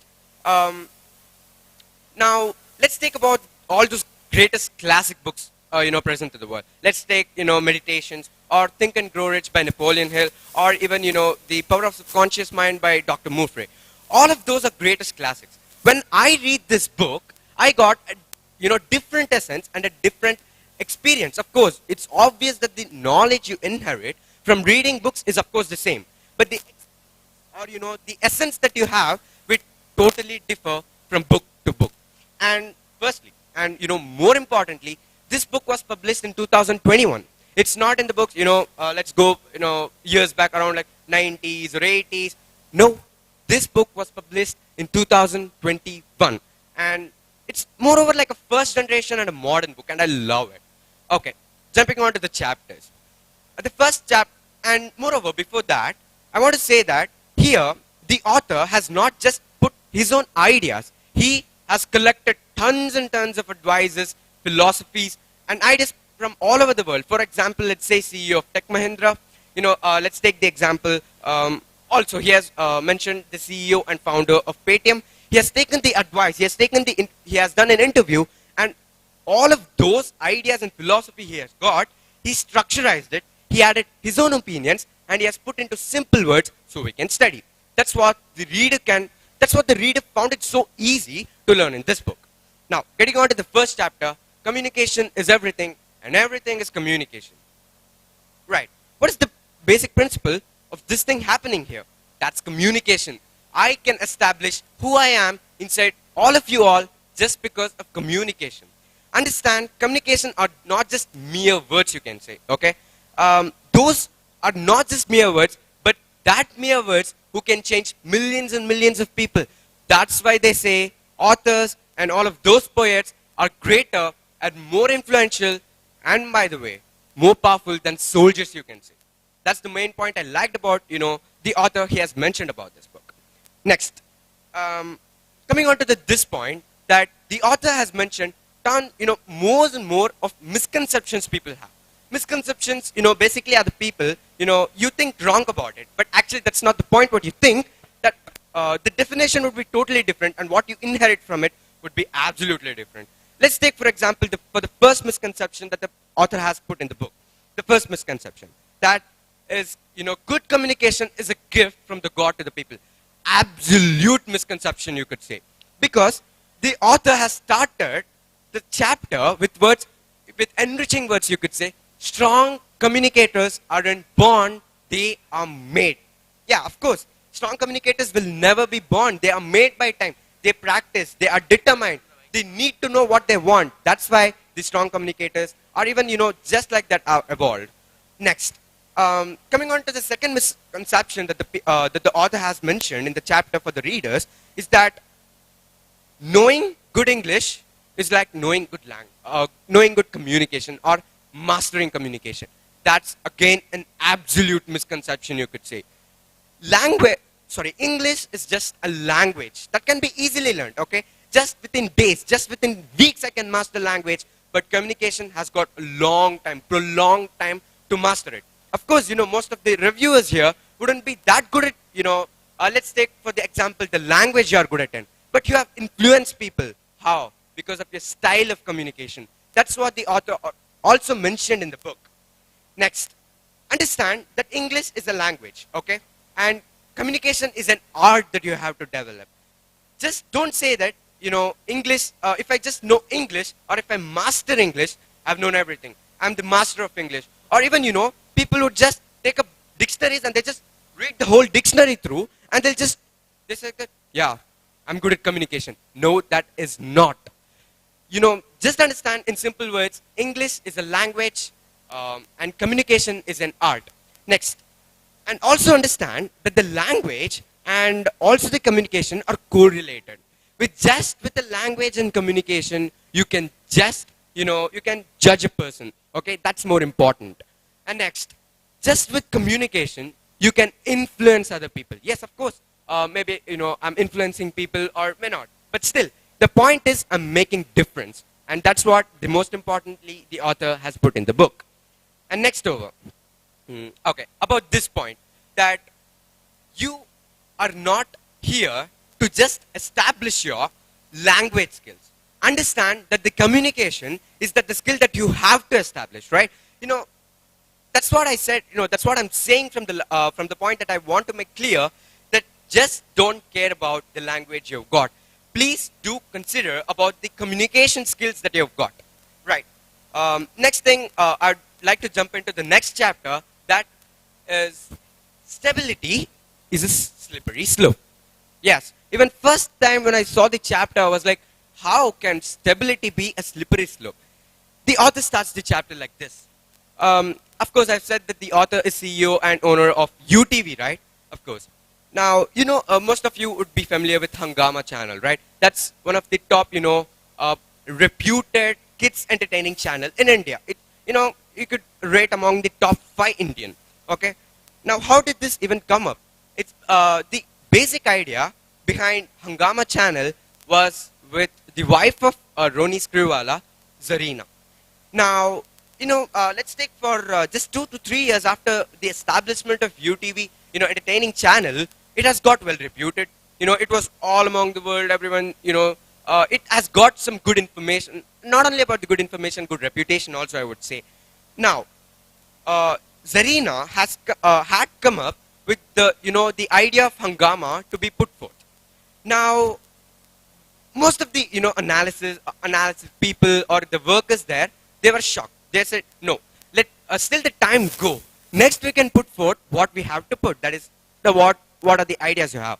And Roni Screwvala has thanked Zarina to not get down. Even if it is a constructive criticism or it's just criticism, no, she didn't get down. She worked on it. And, now now if Zarina just put herself down or she just shot herself to someone else very short, then of course Hungama would be absent, right? But now, just because she proved that all those days are gone, where it is slow and steady wins the race. Nope, that is not the generation, people. You have to inherit or you have to incorporate that sense called high career growth. Now, high career growth, what basically it means? High career growth simply means that's the ability to, to constantly learn and also to develop new skills, but also to take higher, the responsibilities to put forth. that perhaps would lead you to, the route, or you could say, for becoming an high career growth mastered person. Now, just without knowing these things, you cannot do anything, okay? You have to put it into application. Now, how will you put that into application? You want opportunities to, definitely, right? Even if I got a chance, I need opportunities to put forth that and to prove who I am. That's what, the author also said. You need opportunities to, just show yourself who you are, right? Now, if you don't have opportunities, what will you do? Create opportunities. Don't wait for opportunities. Just get on with the opportunities you have, or create opportunities and prove yourself that you have high career growth, or you have mastered it. And the next point I wanted to say about the mindset you've got. The most important factor that a person can master, or if he just incorporate that fact, he can master anything in any field. That is the mindset you've got. Of course, if the person has said like, no, I'm not going to do that, or I'm not sure about it, then of course he wouldn't. But if the person is, yes, I'm sure, I'm going to do it, of course he would be successful, right? That is what the mindset is. And that you can apply the same here also. And another point is about the scalings of most of the people have, right? Now let's take the author has also written another book before Skill It, Kill It. That is Dream Your Eyes Open. Now, he asks people to not rate it 5. He says you can rate it 1, 2, 3, 4, but please don't rate it 5. Why not 5? Because that is the comfort zone. He says that why people select always 5 in, all of the scale. Okay, let's take from 1 to 10. Why always people choose 5? It's because people are comfortable there. And that's what we should not do. Okay.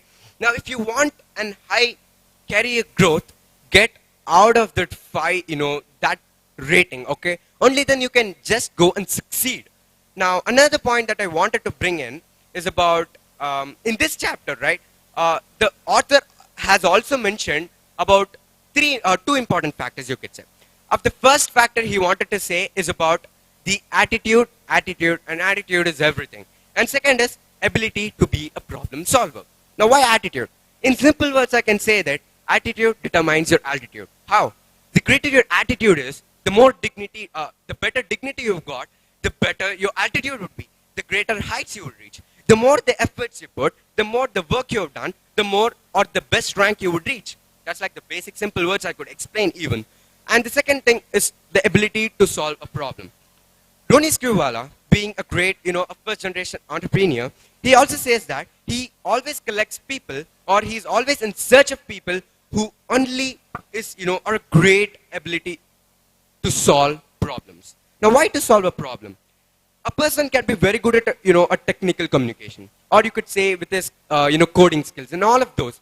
But if he's not good at communication, he can't handle people. Perhaps the person has, greatest knowledge in the world. He has underwent, thousands and thousands of books. But how will he put forth? That's how the author said. You don't just need the knowledge, you also need, a medium to put forth those things. And that is where communication comes, you all people. You all have to understand that just knowing things can make you just great. You have to put forth in such a way that most of them can understand. And if you are a problem solver, or you can say just a great problem solver, there you are. You have got what you need. And next, empathy is not weakness, it's strength, he says. How? What is empathy? In basic words, empathy is ability to understand others' feeling. Now, that's different from sympathy. Perhaps, yeah, of course, the sympathy and empathy both, have great rhyming. But of course, both are totally different. Now, the best, I can epitomize the word empathy in all those leaders, managers, great officials, only because if they understand others' feeling, if they understand the people's knowledge, only they can, scrutinize all those great. And next, coming on to the empathy, you can also be strong, you can also be empathic at the same time. And the important point I want to bring forth is that being empathy is not weak, it's not soft, and also it doesn't, need a shoulder that you want to, just get on and cry. It means that you are giving a little bit about humanity and not losing your authority. And coming on to the ending part, you could say, if you want to kill something, you want to kill something. That is the basic principles of the book the author mentioned. If you are happy killing one thing, you should be happy skilling something. So skill it, kill it. And if you're ready to race, sacrifice, learn, and you want it so badly, then your time isn't then, your time is now. So get on to work. Thank you. Hi, I'm Akshara Shri from grade 4A. I'm going to review the book Grandma's Bag of Stories by Sudha Murthy. Almost all of us have heard our first story from our grandma or grandpa. I'm going to bring those relishing memories by reviewing this book now. The author, Sudha Murthy, is one of the prominent personalities in our country. She is an author and educator.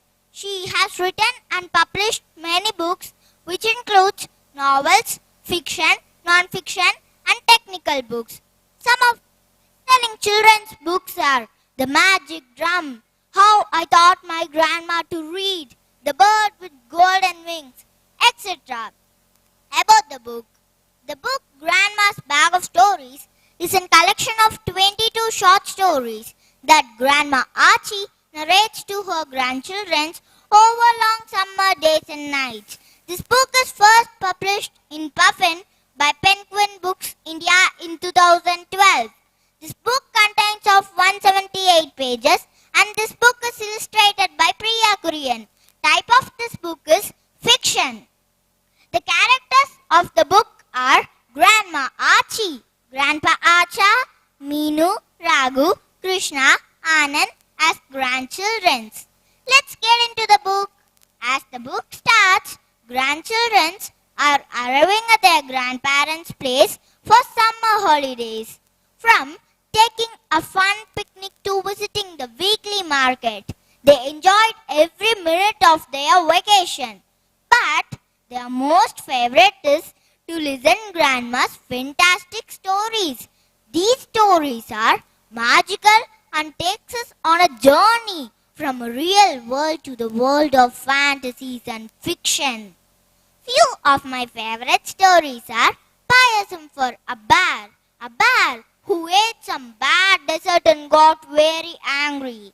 This story taught me a good moral, that is, if we made a promise, keep it. Another, Fire on the Beard, a lazy man who would not put out fire until it reaches his beard. In this story, the author clearly explained that we should not be very lazy. The next, a princess who got turned into an onion. The story of Silk, a queen who discovered silk. In this story, I came to know about silk. Silk is discovered in China and silk is made up of cocoons. And there are many more wonderful stories in this book. The characters in this book are so lively and relatable in between the storytelling. The family chores are very well inserted by the author. The conversation between grandma and her grandchildren are interesting and engaging. It helps us understand the kind of bonding and inspiration. The stories told by grandma are short and sweet moral stories. These stories deal on wide variety of topics such as importance of hard work and honesty, having presence of mind, loving people unconditionally, being helpful, humble and loyal. I rate this book 5 out of 5 stars. Finally, I highly recommend this book for early readers and those who are about to start their reading journey. The language used in this book is very easy and simple. This is the another major reason to this book be in your library. No matter how old you're always fond of grandma's stories because they are special kind of magic. Good stories surprise us. They make us think and feel. They stick in our mind and helps us remember ideas and concepts. Who can resist a good story? Especially when it's being told by grandma. Why don't you join the fun by start reading this book? Thank you for this wonderful opportunity. Hi, I'm Aditi of grade 4B. Title of the book is Mummy Fairy and Me. I'll start this review with a little quote. There is no friend as loyal as a book. I love reading books about fairies and their magical powers. I started to read this book with lot of excitement. Yeah, this book is all about fairies. This story is about a little girl, Ella, whose mummy can turn herself into a fairy. This book was written by Sophie Kinsella and published in the year of 2020. Sophie Kinsella is a great novelist. She has written many books for adults and as well as for kids. She was born in London, studied music at New College, Oxford. At the age of 24, Kinsella wrote her first novel. Mummy Fairy and Me is the first book of Kinsella for young children. This book contains 150 pages with 5 chapters. It is easy to read with cute little storylines and nice illustrations. Come, let's get into the story.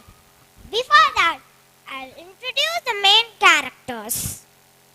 Ella, a little girl, her mummy, daddy, her baby brother Ollie, Auntie Jo, and her granny.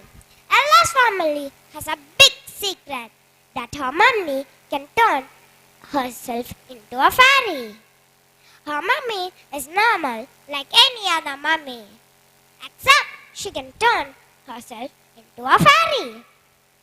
All she has to do is stamp her feet 3 times, clap her hands, wiggle her bottom, and say marshmallow, and poof, she's Mummy Fairy. And Ella's mummy has a wand named computer wand.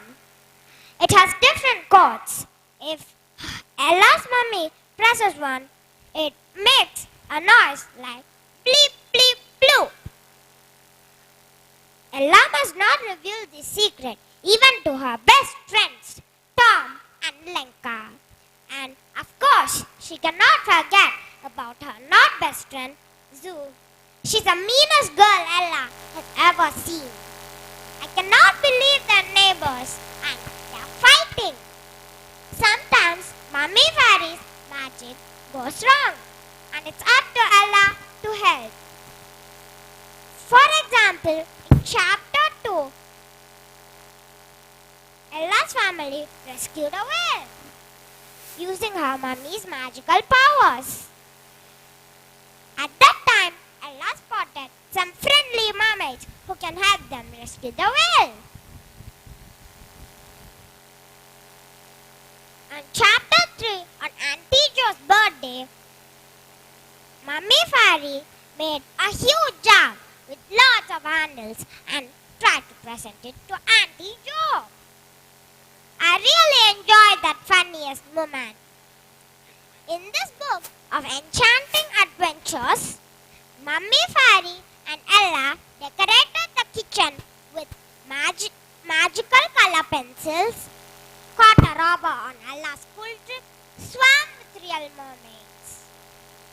Every chapter is a different story of Ella's family. I like the character Ella because she's a smart girl that helps her mummy in many different ways. On the whole, this book is funny and easy to read. Anybody who loves fairies and fantasy stories, this book might be for them. There were plenty of amusing moments, causing lots of giggles, an enjoyable story, uniqueness of this book is the style of the book is very impressive. The magic world in this book differs from traditional magic. This book will be perfect for young readers with little legends. It would have been better if the pages were in color rather than black and white. And the paper quality is a little poor. Dear all, I recommend this book for its creation. Lovely to read, perfect for young person to read by themselves. My rating of this book is 4.5 out of 5. Thank you all. Hi everyone, I'm Sanafia from grade 6B. Today I'm going to give a review on the book King Solomon's Mines. It's far, but there is no journey upon this earth that a man may not make if he sets his heart to it. King Solomon's Mines is one of my favorite classic journal book and my adventure novel too, which I like most. The author of this book is Sir Henry Rider Haggard. Sir Henry Rider Haggard was a famous English writer of adventure and fiction in 19th and 18th century. His novels has been bestsellers and still read widely. Sir Henry Rider Haggard was born on 22 June 1856 in England and he died on 14 May 1925 at the age of 68 in England. Sir Henry Rider Haggard wrote this book King Solomon's Mines as a result of 5-shilling bet with his brother who said that he can't write a book as good as, half as good as Robert Stevenson's Treasure Island. Sir Henry Rider Haggard wrote 68 books altogether. Some of the famous books of Sir Henry Rider Haggard are She History of Adventure, Cleopatra, Nada the Lily, The Heart of the World, The Walrus Necklace, and Swallow. This story of King Solomon's Mines takes place in the mid-19th century, a period with Haggard's own lifetime. The cities, the rivers, landmarks, and tribes mentioned in the story are all real. They are known to be a part of southern Africa. The story tells us that an unexplored region of Africa where treasures and diamonds are there. Alan Quatermain and his band members are going there to find a missing person. The King Solomon's Mines book was published by Nestling Book Publishers and Distributions in January 2017. This is a medium-sized book which has 144 pages, which is divided